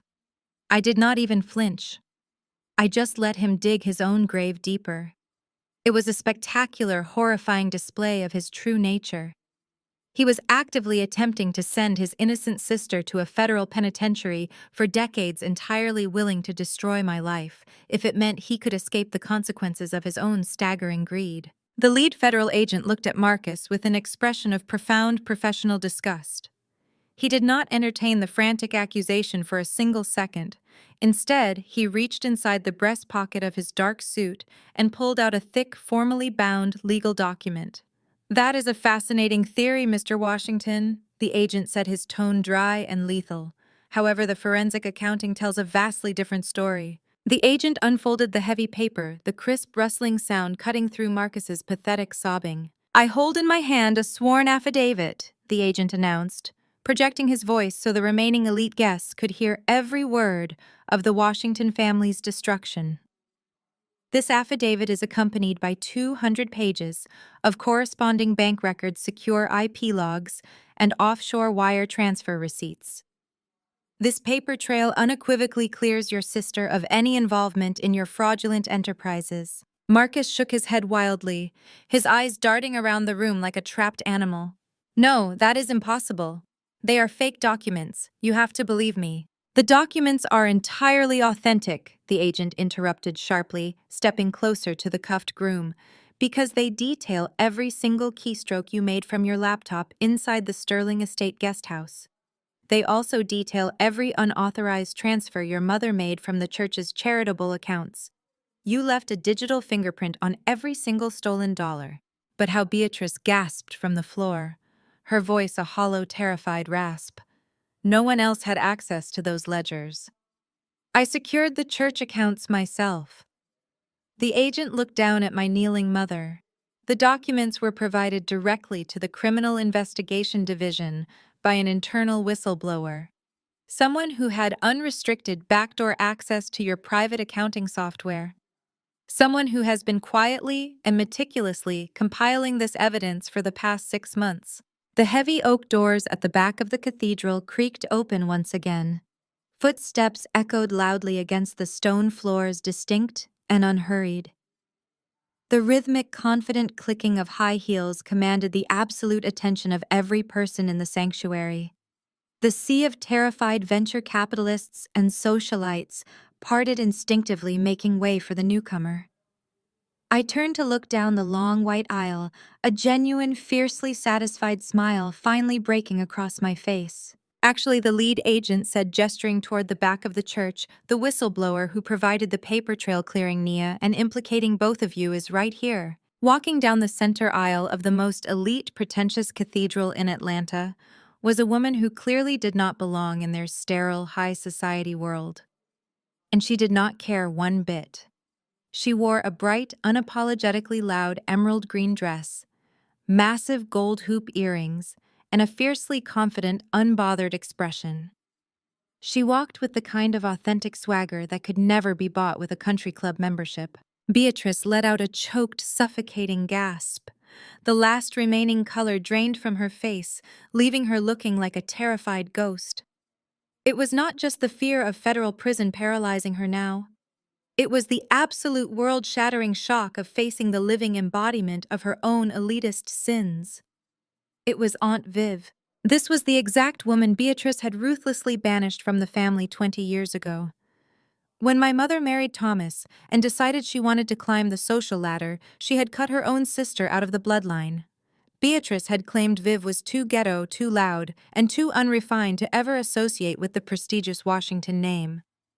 My mother had literally erased her own sister from existence to protect her precious manufactured image. Aunt Viv walked directly up to the altar, stopping just a few feet away from where Beatrice was kneeling in her handcuffs.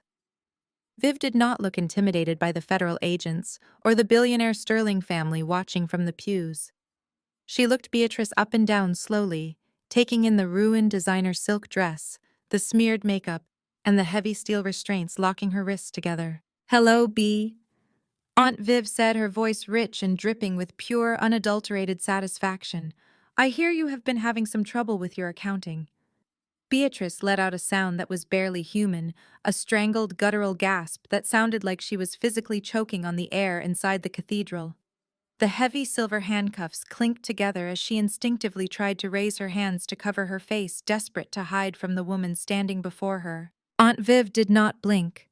She stood tall, radiant, and completely unapologetic in her emerald green dress, her presence absorbing all the oxygen in the room. For 20 years, Beatrice had painted Viv as a cautionary tale.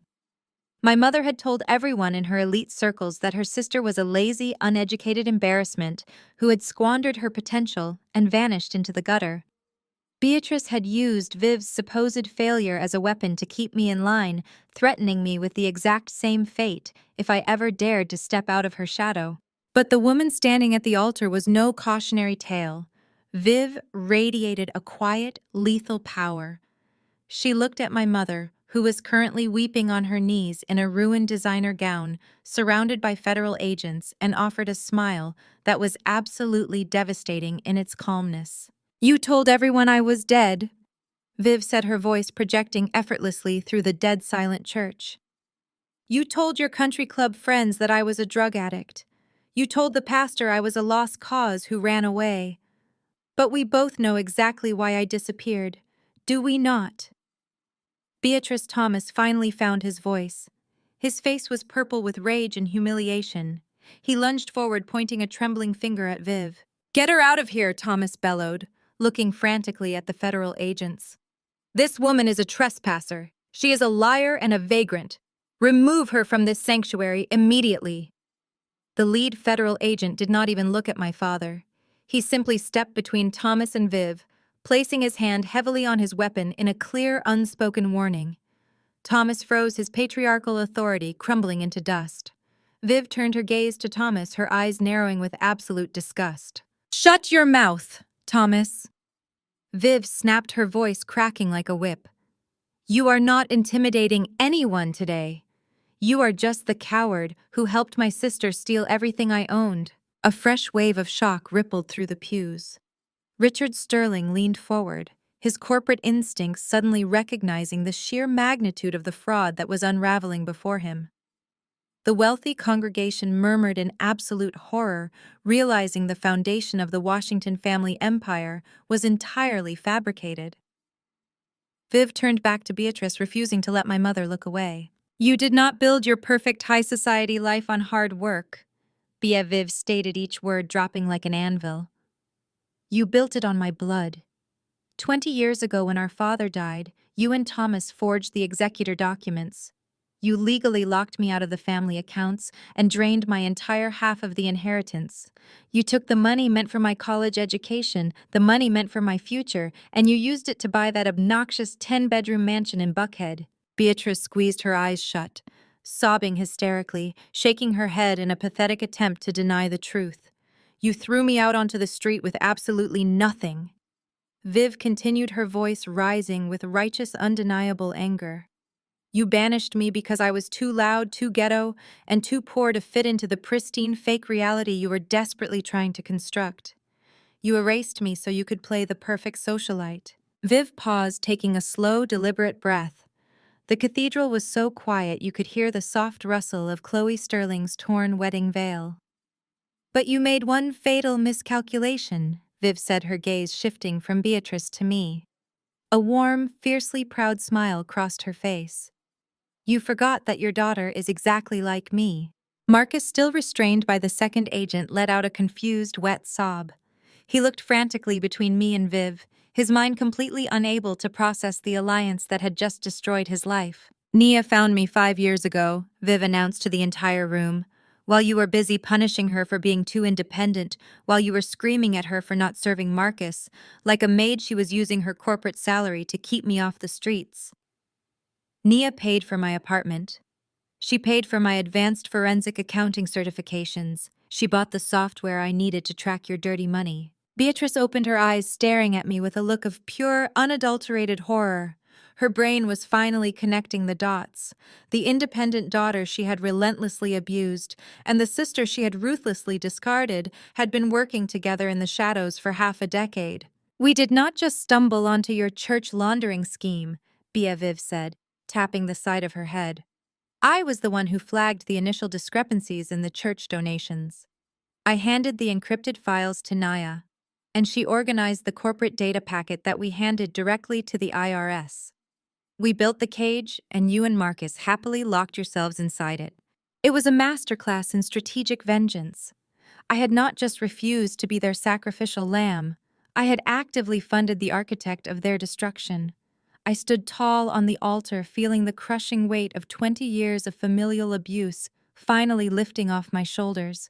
I looked at Beatrice and Marcus, feeling absolutely no pity for the people who had tried to ruin my life. Beatrice slumped forward, her forehead nearly touching the cold marble floor.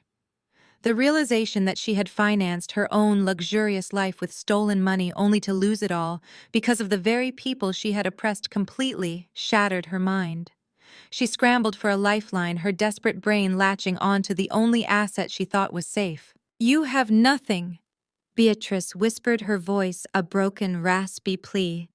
"The government will take the house. They will take the church accounts.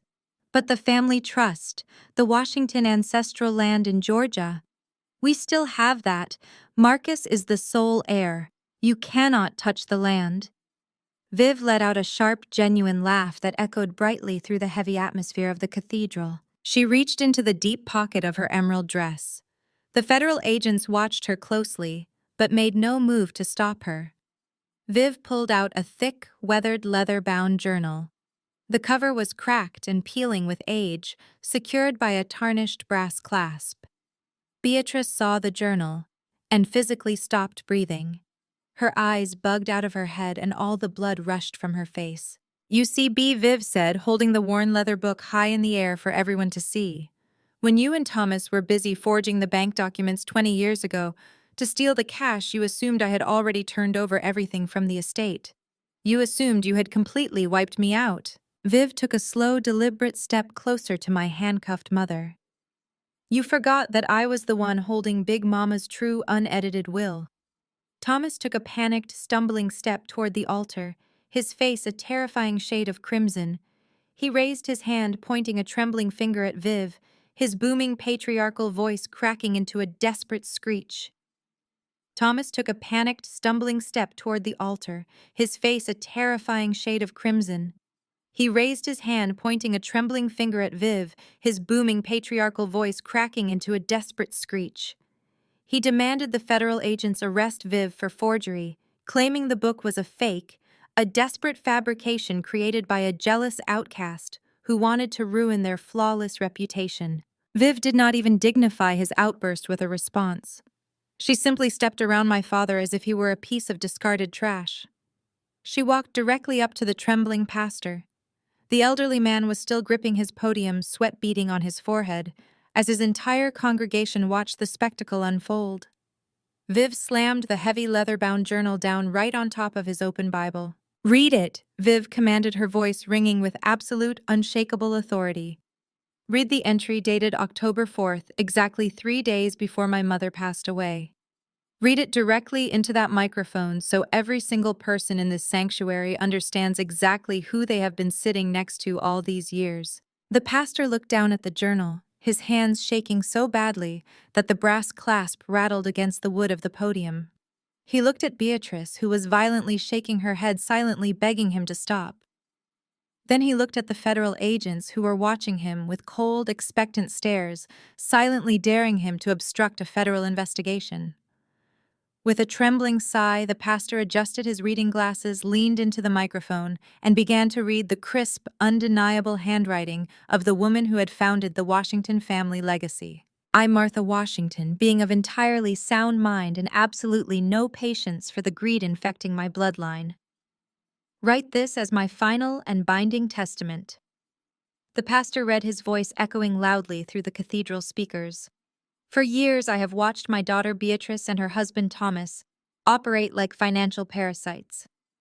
I have watched them drain the resources of this family, treating my hard-earned legacy as their personal piggy bank to buy their way into social circles that despise them."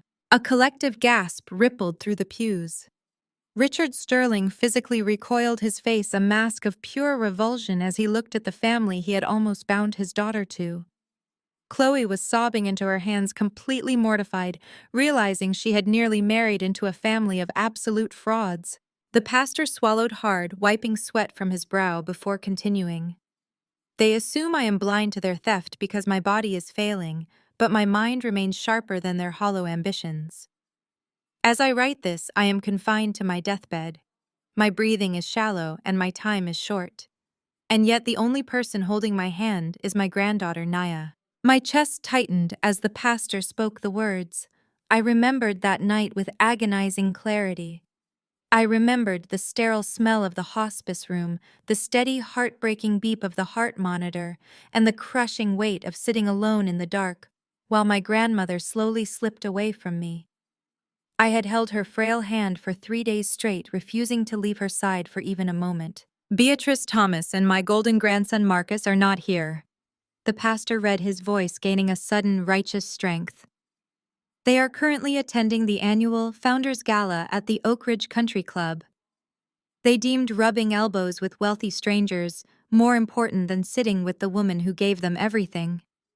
They left me to die alone so they could drink champagne and pretend to be royalty. Therefore, I am legally severing them from my estate." The silence in the cathedral was absolute and heavy. The horrifying reality of my family's sociopathy was laid bare for the entire world to see. They had not just stolen money, they had completely abandoned the matriarch of their family in her final agonizing hours just to maintain their fake elite social status. Even the federal agents looked disgusted, tightening their grips on Beatrice and Marcus. Marcus dropped his head, sobbing loudly, his handcuffed wrists straining against his back. Thomas collapsed into the front pew, burying his face in his hands, as his entire community realized he was a monster. Beatrice had stopped struggling. She hung limply in the agent's grasp, her eyes wide and vacant, completely destroyed by the public exposure of her ultimate sin. "I leave absolutely nothing to Beatrice Thomas or Marcus." The pastor continued, his voice ringing with finality. "Every asset, every account, and the entirety of the Washington ancestral estate belongs solely to Nia. She is the only one who possesses the integrity to carry our name. Viv looked at me, a fierce protective pride shining in her eyes. I stood tall on the marble steps, feeling the ghosts of my past finally release their grip on my future. I had spent my entire life being told I was the defective child, the failure who would never measure up to Marcus. But Big Mama had seen the truth. She had known exactly who I was, and she had armed me with the power to tear down the fraudulent empire my parents had built. But the pastor was not finished. He frowned, squinting at the bottom of the page, his brow furrowing in confusion. "There is one final line," the pastor said, his voice dropping into a hesitant, bewildered tone. Viv smirked, crossing her arms over her emerald green dress. She looked directly at Beatrice, watching the last drop of hope drain from my mother's eyes. "Read it, Pastor. Read the whole thing." The pastor leaned closer to the microphone. The final words echoed ominously through the massive sanctuary, sending a sudden sharp chill straight down my spine.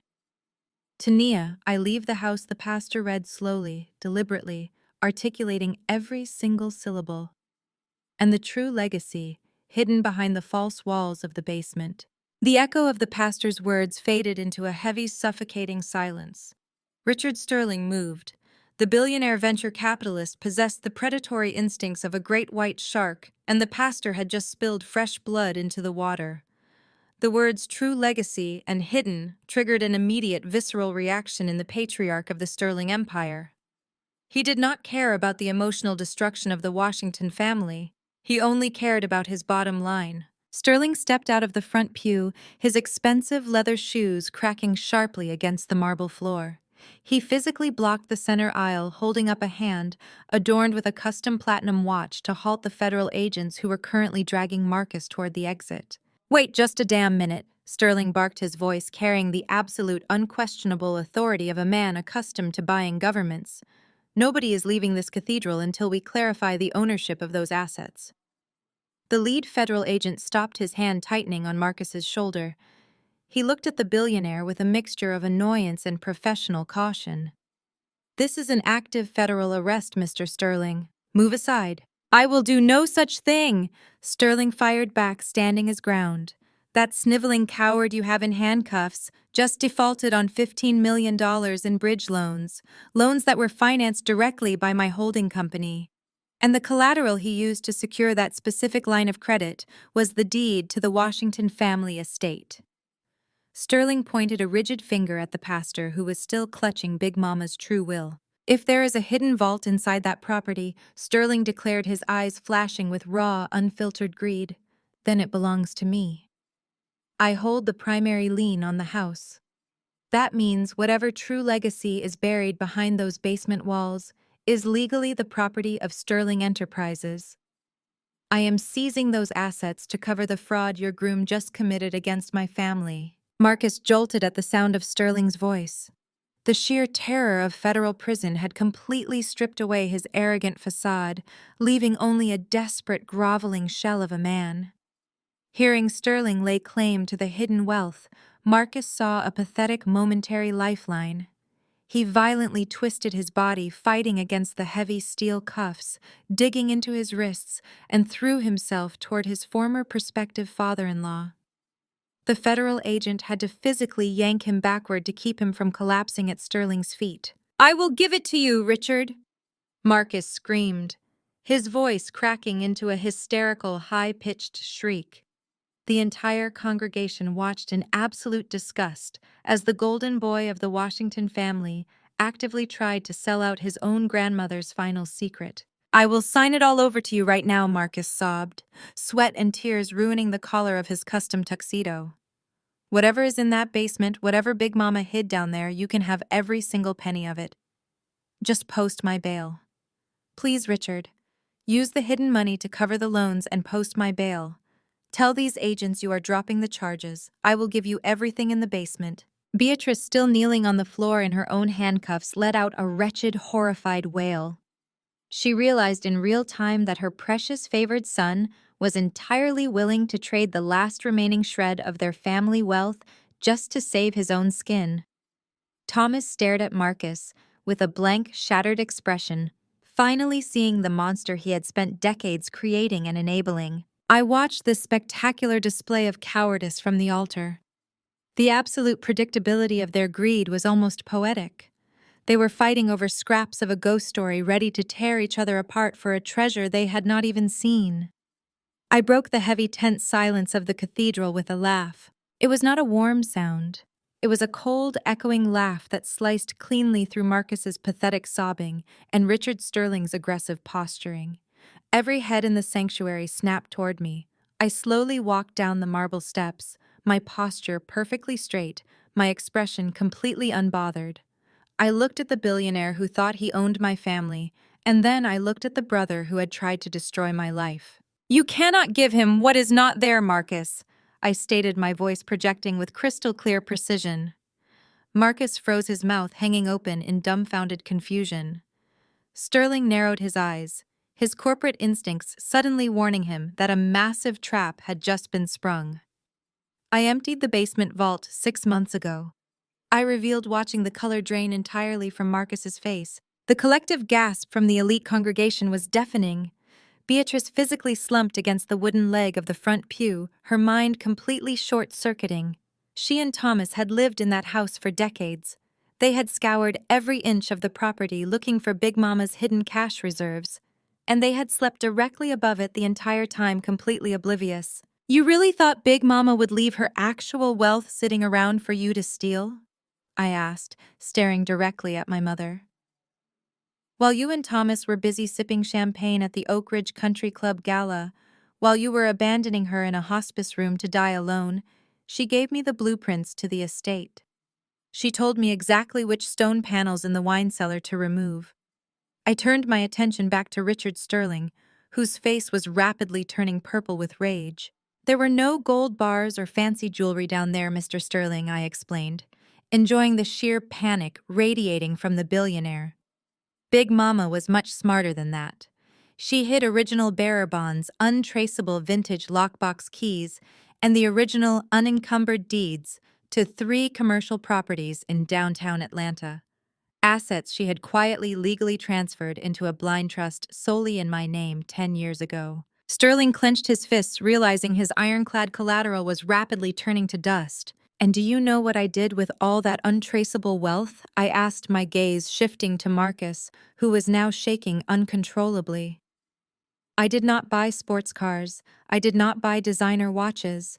I used Big Mama's true legacy to fund my own. I used it to pay for Aunt Viv's life when my mother threw her out on the street. And I used it to hire the most ruthless, thorough, and aggressive forensic accounting firm on the East Coast."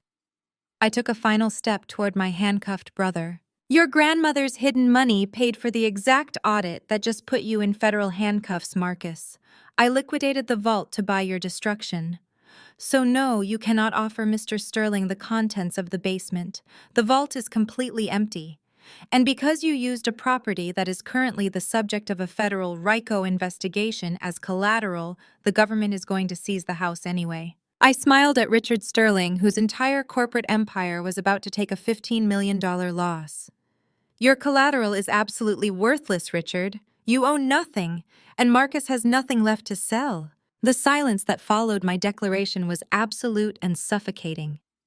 Richard Sterling stood perfectly still, his eyes darting between me, the federal agents, and the pathetic, sniveling mess that was Marcus. The reality of his colossal financial blunder was visibly sinking in. He had lent $15 million to a degenerate gambler based on a fraudulent deed, and now the federal government was about to seize the very dirt that house was built on. But Sterling was not a man who accepted total defeat. His mind, trained by decades of ruthless corporate acquisitions, latched onto the one loose thread in my revelation. "If the vault is empty," Sterling demanded, his voice dangerously low, "what exactly did you take out of it? A few bearer bonds and some downtown property deeds do not require a false wall in a basement. What was the true legacy?" Beatrice jerked her head up, her tear-streaked face twisting in sudden desperate curiosity. Even now, facing federal prison, her insatiable greed overrode her terror. Thomas stopped rubbing his face and stared at me, his eyes wide and bloodshot. They had lived in that house for 30 years. They had stomped across those basement floorboards every single day, completely oblivious to the wealth beneath their feet. Big Mama was not just a quiet woman who sat in the front pew of this church. I began letting my voice carry through the cavernous sanctuary. She was a visionary. During the height of the civil rights movement, while the rest of the world was burning, she was quietly acting as a patron of the arts. She provided a safe haven for Black artists who were being targeted, silenced, or exploited by gallery owners who wanted to steal their work. Aunt Viv nodded slowly from the altar, a proud, fierce smile on her lips. She knew the secret, and she had guarded it with her life. When those artists needed to protect their masterpieces, I continued, they did not trust banks. They did not trust institutions. They trusted Big Mama. They gave their life's work to her for safekeeping. And she built that false wall to ensure no one, especially not her own greedy daughter, would ever get their hands on it. Beatrice let out a sharp, offended gasp, the steel cuffs clinking as she pressed her hands to her chest. "Those paintings were in my house," she shrieked, her voice echoing wildly. "They belong to me. I am her daughter. They are my birthright. They were never yours." "B," Aunt Viv snapped, looking down at my mother with absolute pity. "You would have sold them at a pawn shop for a fraction of their worth just to buy another pair of designer shoes. You do not appreciate art, you only appreciate price tags." I turned back to Richard Sterling, whose corporate mask was beginning to slip, replaced by a hungry, predatory intensity. "There were over 40 original undocumented canvases hidden down there," I revealed. "Masterpieces from the Harlem Renaissance. Unseen works by Aaron Douglas, Jacob Lawrence, and Augusta Savage. They had been perfectly preserved in oilcloth and sealed in climate-resistant crates since the 1960s. It was a literal time capsule of American history buried right under my parents' feet." Marcus let out a guttural groan, his head falling back against the chest of the federal agent holding him. He had stolen $15 million from a billionaire, destroyed his entire family, and ruined his life, all while sleeping directly above an art collection of unprecedented historical significance. "It took me 6 months to safely extract them," I explained, keeping my gaze locked on Sterling. "I used my corporate credentials and my expertise as an art authenticator to quietly move the entire collection. I hired a team of elite, discreet restoration specialists to ensure the canvases were pristine. They are currently sitting in a state-of-the-art, maximum security, climate-controlled vault in Switzerland, completely untouchable by the federal government, completely untouchable by my parents, and completely untouchable by you." The pastor gripped his podium, his eyes wide behind his spectacles. The elite guests remaining in the pews were practically vibrating with shock. This was no longer just a scandal about embezzlement. It was the unveiling of one of the greatest lost art collections in modern history. Richard Sterling took a slow, deliberate step toward me. The anger over his lost $15 million seemed to instantly evaporate, replaced by a feverish, calculating obsession. He was an art collector. He understood exactly what an undocumented collection of that magnitude meant to the global market. The sheer exclusivity of it made his mouth water. "Nia," Sterling said, his tone suddenly shifting from hostile to aggressively negotiating. "Let us be reasonable here. We are both professionals. We understand the complexities of the secondary art market. You are going to need a broker to move those pieces. You are going to need capital to properly exhibit them. I have the infrastructure. I have the network. We can partner on this. We can forget about Marcus and the bridge loans entirely." He stepped even closer, his eyes practically glowing with unadulterated greed. He had completely abandoned his daughter Chloe, who was standing a few feet away, weeping in her ruined wedding dress. Sterling only saw the ultimate acquisition. "Just tell me one thing," Sterling breathed, his voice trembling with anticipation. "What is the appraised value of that collection?" I stood perfectly still on the marble steps of the altar. I looked at Marcus, who was weeping in federal handcuffs. I looked at Beatrice, who was completely broken on the floor. I looked at Thomas, whose entire world had collapsed. And then I looked Richard Sterling dead in the eye. $1.2 billion, I stated, my voice echoing like a gavel striking wood. And it is fully protected under an irrevocable trust in my name. The silence that followed that number was not just quiet. It was a complete absence of sound, a vacuum created by the sheer incomprehensible magnitude of $1.2 billion. Richard Sterling, a man who built his entire identity on financial supremacy, took a physical step backward. His mouth opened, but no words came out. The absolute finality of the irrevocable trust meant he had zero legal leverage. I had outmaneuvered a titan of industry without breaking a single drop of sweat. But the most disturbing reaction did not come from the billionaire. It came from the people who shared my DNA. The psychological whiplash was so violent and instantaneous that it was genuinely terrifying to witness. Beatrice, who just moments ago was wailing on the floor and trying to avoid federal prison, suddenly stopped crying.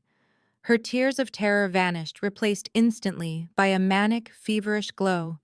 The absolute dread of a federal indictment was completely wiped away by the intoxicating allure of $1 billion.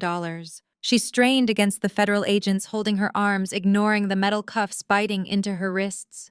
She threw her head back and looked at me, not with the hatred she had harbored for 30 years, but with a sickening, manufactured adoration. "Oh, Nia," Beatrice wept, her voice trembling with a forced syrupy warmth that made my stomach churn. "My beautiful, gifted daughter." A collective shudder went through the remaining congregation. The sheer audacity of her pivot was breathtaking.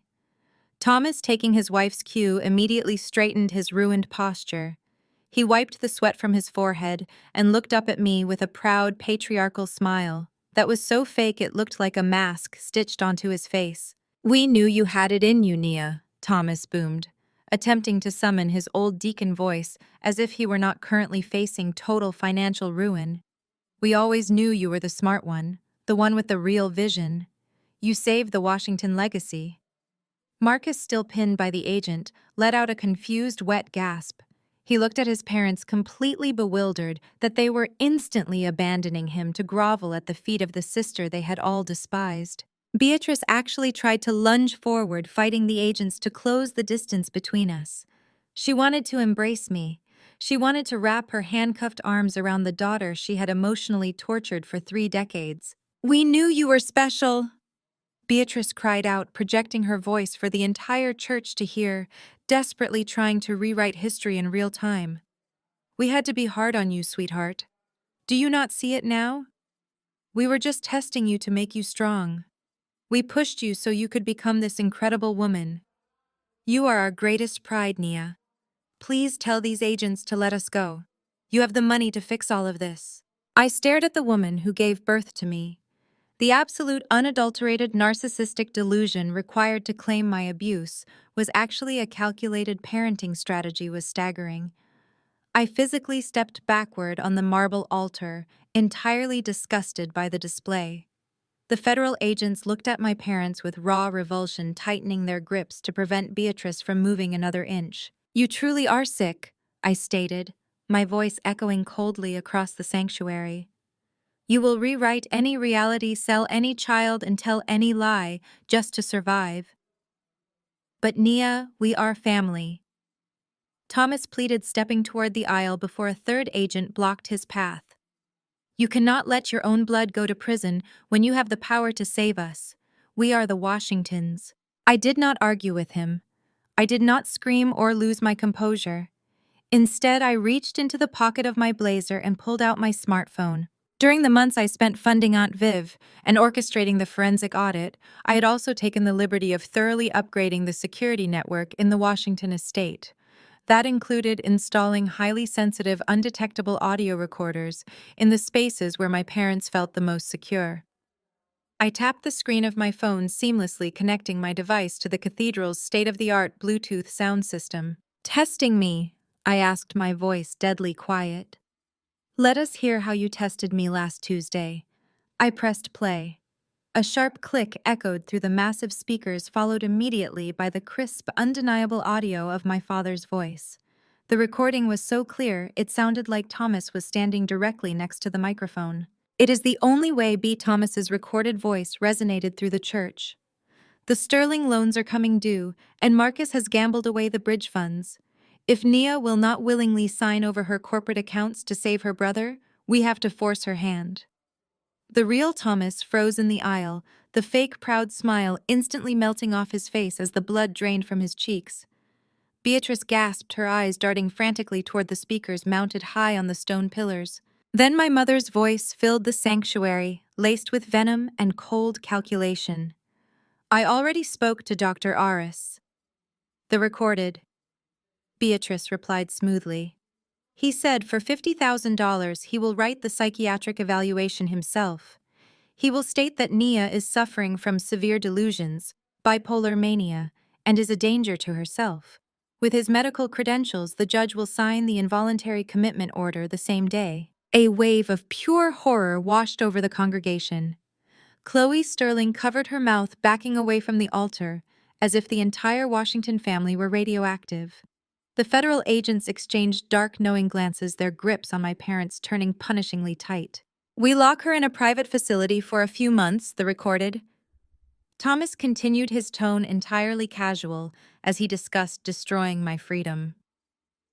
The court grants us full conservatorship over her estate and assets due to her mental incompetence. We liquidate her stock portfolios, cover Marcus's debts, and she stays locked away until she learns to respect her family. It is flawless. The recording clicked off, leaving the cathedral submerged in a deafening, toxic silence. I looked down at my parents. Their psychological whiplash was complete. The desperate fawning adoration had vanished, replaced by the sheer naked terror of knowing their ultimate, unforgivable betrayal had just been broadcast to the federal government, high society, and God himself. The final echoing syllable of my mother's recorded voice hung in the vaulted ceiling of the cathedral like a toxic cloud.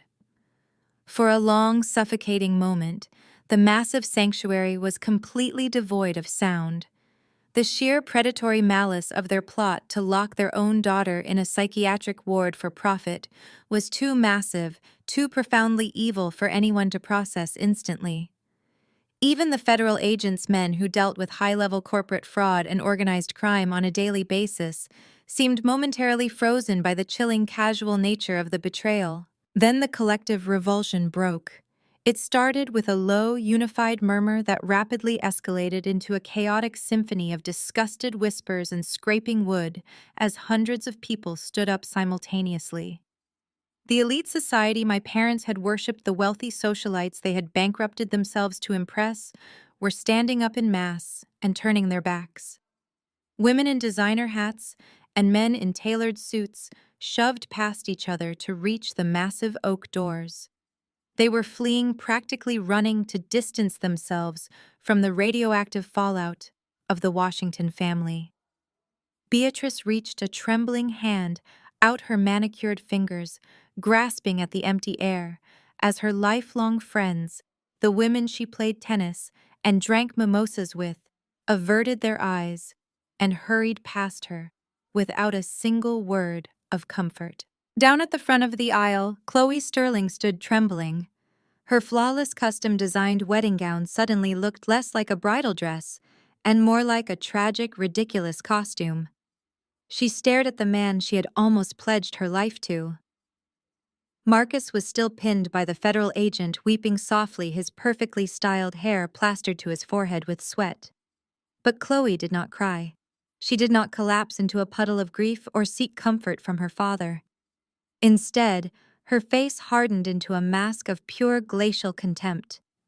She looked at Marcus not with heartbreak, but with the cold, sharp realization that she had almost bound herself to a parasitic sociopath who was willing to destroy his own sister for a payout. She reached down to her left hand, her fingers violently gripping the massive, flawless diamond ring Marcus had given her. It was a ring purchased with stolen money, secured by a fraudulent legacy, and presented to her on a foundation of absolute lies. With a sharp, furious yank, she tore it off her finger. She did not hand it back. She did not place it gently on the pew. She stepped forward, her eyes blazing with unfiltered fury, and threw it as hard as she physically could directly into Marcus's face. The heavy platinum setting struck his cheekbone with a sickening, audible crack. Marcus recoiled with a yelp of pain, his head snapping to the side. A bright line of crimson blood instantly welled up, slicing a jagged, ugly path down his skin and dripping onto the crisp white collar of his ruined tuxedo. The diamond ring hit the marble floor and bounced away into the shadows, forgotten and worthless in the grand scheme of his total destruction. Richard Sterling did not even flinch at his daughter's sudden display of violence. He simply placed a protective, heavy hand on Chloe's shoulder, steering her toward the center aisle to join the mass exodus of the congregation, but he paused just long enough to look down at the bleeding, pathetic mess of a man who had tried to con the Sterling Empire. Richard leaned in close, his voice vibrating with a cold, terrifying certainty that easily cut through the noise of the retreating crowd. "You crossed the wrong family, boy." Sterling stated his words, hitting Marcus like physical blows. "By the time my corporate lawyers and these federal agents are done with you, you will not have a single dime to your name. You are going to spend the rest of your life rotting in a federal cell, and I am going to make sure they bury the key." Richard turned on his heel, his expensive leather shoes echoing against the marble floor with absolute finality, and led his daughter out of the cathedral without ever looking back. Marcus watched his entire future walk out those heavy oak doors. He watched the beautiful bride, who was supposed to legitimize him, disappear. He watched the billionaire father-in-law, who was supposed to blindly fund his lavish lifestyle, vanish. He watched the elite society that was supposed to worship him abandon him in utter disgust. All of it was gone. The carefully constructed golden facade of his life had been vaporized in a matter of minutes, leaving him with absolutely nothing but handcuffs and a looming prison sentence. The federal agents shifted their grips, securing his restraints and preparing to drag him out of the church and into a waiting transport vehicle. But the absolute loss of his money, his freedom, and his cherished status as the untouchable golden child triggered something dark and primal inside him. The groveling, weeping cowardice vanished. It was instantly replaced by a sudden, blinding, psychotic rage. He had nothing left to lose, and in his twisted, deeply entitled mind, I was the sole reason his perfect empire had fallen. With a sudden explosive burst of adrenaline that caught the federal agents completely off guard, Marcus twisted his body violently. He slammed his elbow backward, driving it hard into the jaw of the primary agent. The man grunted, stumbling backward as his grip broke just long enough for Marcus to wrench his body free. Marcus stumbled toward the altar, his eyes wild, feral, and completely unhinged. The blood pouring from his cheek gave him a horrifying, manic appearance. Marcus Thomas screamed from the floor, his voice cracking in raw terror. "Stop!" But Marcus was entirely beyond reason. His mind had completely snapped. He lunged toward the heavy carved oak communion table positioned just below the altar. His cuffed hands reached out clumsily but fiercely, grabbing the base of a massive solid brass candlestick. With a guttural snarl, he ripped it into the air, tearing it away from the floral arrangements and sending wax tumbling to the floor. The thick metal was heavy and undeniably lethal. He turned his bloodshot, murderous eyes directly on me. He let out a primal, deafening roar that shook the very walls of the sanctuary and charged up the marble steps, swinging the heavy brass weapon straight at my head with absolute murderous intent. The trajectory of this brass candlestick caught the light streaming through the stained glass, a heavy, lethal blur aimed directly at my skull. I did not blink. I did not take a single step backward. I had spent my entire life cowering from Marcus's tantrums, shrinking myself to accommodate his unchecked rage and explosive violence. For 30 years, my parents had demanded I absorb his abuse to maintain the illusion of family peace. Today, I was an immovable object. Before Marcus could cross the final 3 feet separating us, 2 massive figures materialized from the shadows of the choir loft. The private security contractors I had quietly positioned before the ceremony moved with terrifying coordinated precision. They did not just intercept my brother, they completely dismantled his momentum. The first guard caught Marcus squarely in the chest, wrapping thick arms around his torso and lifting him entirely off his feet. The second guard swept his legs with brutal efficiency. The sickening hollow thud of Marcus's body slamming against the unforgiving marble altar echoed loudly through the cavernous sanctuary. The heavy brass candlestick slipped from his grasp, clattering uselessly down the stone steps and rolling away into the shadows. Marcus did not try to fight back. The instant the breath was violently knocked from his lungs and the cold stone pressed against his cheek, the last remaining illusion of his superiority shattered into a million pieces. The federal agents immediately swarmed him, dragging his arms behind his back and tightening the steel cuffs. Marcus curled his body inward, pulling his knees toward his chest, and began to wail. It was not the angry, defiant shout of a thwarted mastermind. It was the high-pitched, hyperventilating, uncontrollable sobbing of a spoiled, terrified child who had finally been told no. The sound of her precious golden son being brutally neutralized and dragged across the floor was the final devastating blow for Beatrice. She let out a horrific, guttural shriek, her knees giving out completely as she collapsed onto the hard floor. The sudden, violent movement knocked her meticulously styled, incredibly expensive lace front wig entirely askew. It slid sideways across her forehead, exposing the thinning gray, unkempt edges she had spent thousands of dollars a month desperately trying to hide. "Help us!" Beatrice wailed, her voice cracking as she extended her handcuffed arms toward the center aisle. "Please, somebody help us. We are the Washingtons." But the sanctuary was a ghost town. The elite society she had worshipped, the billionaires and socialites she had lied and stolen to impress, were completely gone. The massive wooden pews were empty. She was performing her ultimate tragedy to a room full of vacant seats and cold statues. In the second pew, Thomas finally broke. The imposing patriarch of the Washington family, the man who had ruled his household with an iron fist. A booming voice and a heart of absolute stone let out a sharp, ragged gasp. He clutched his chest, his fingers digging into the expensive fabric of his suit jacket. His face turned an alarming, sickly shade of ash gray. He stumbled sideways, collapsing heavily against the wooden armrest, hyperventilating as a severe panic attack seized his entire body. His eyes were wide with a suffocating, inescapable terror. The empire he built on fraud, theft, and the psychological torture of his own daughter had physically crushed him. I stepped smoothly over the discarded brass candlestick, my heels clicking methodically against the stone. The absolute chaos surrounding me felt entirely distant, like a movie playing on a muted television screen. I walked directly up to the lead federal agent who was currently hauling Marcus to his feet by the collar of his ruined tuxedo. I caught the agent's eye and reached into the inner pocket of my blazer one last time. I pulled out a small encrypted black flash drive and pressed it firmly into his waiting palm.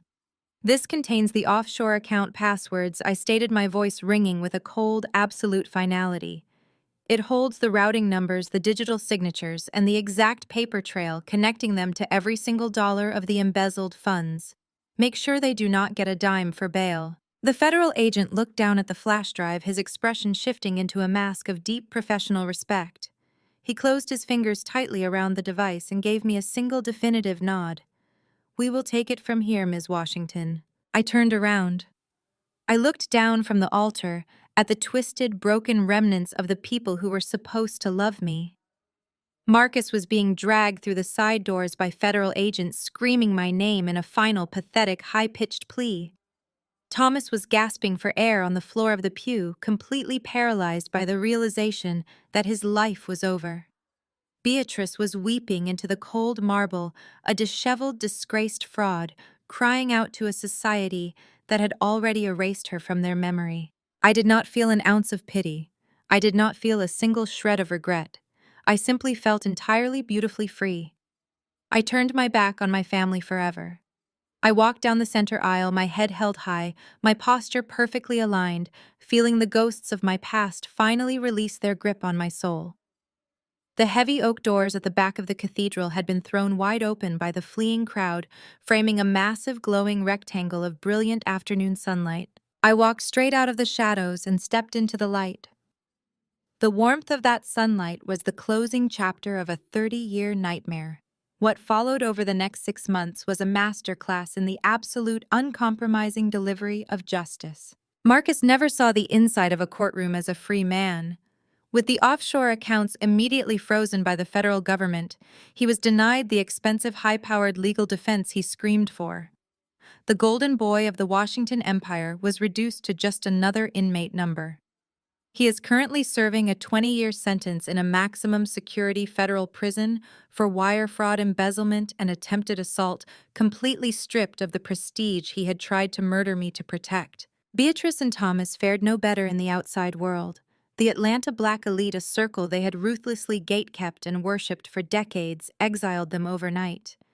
The forensic audit liquidated every asset they possessed to repay the sterling loans and the corporate theft.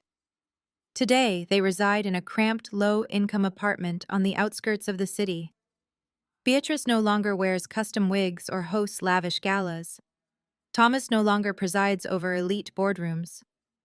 They are ghosts entirely shunned by the society that once defined their very existence. While their world burned to the ground, I rebuilt mine. Far from the toxic ruins of my parents' legacy, I stood on the pristine front porch of Big Mama's fully renovated estate. The peeling paint and rotting wood were gone, replaced by vibrant, modern, sunlit architecture. A large bronze plaque next to the front doors proudly displayed the new name, the Harrington Foundation. I had transformed our grandmother's home into a fully funded sanctuary and professional studio space for young, marginalized Black artists. Aunt Viv stood proudly by my side on opening day, her face radiant with a joy that had been absent for decades. As the Foundation's new executive director, she was finally leading with the grace, love, and authority she had always deserved. I sit here now, back in the present day, resting comfortably in the quiet luxury of my penthouse living room. The city skyline stretches out behind me, bathed in the soft glow of the late afternoon. The camera glides in a smooth, continuous arc around my chair, pushing in slowly to capture the absolute peace that has finally settled over my life. They say blood is thicker than water, but they forget that water is what nourishes a tree, while toxic blood will rot it from the roots up. My family thought they could cut me down to keep themselves warm. What they did not realize is that I am the entire forest. I lift the delicate porcelain cup and take a slow, deliberate sip of my tea. Lowering the cup, I give a sharp, deeply satisfied smile directly into the lens. The camera makes a quick, sudden push in, freezing on an extreme close-up of my eyes, bright, victorious, and completely unyielding. Fade to black.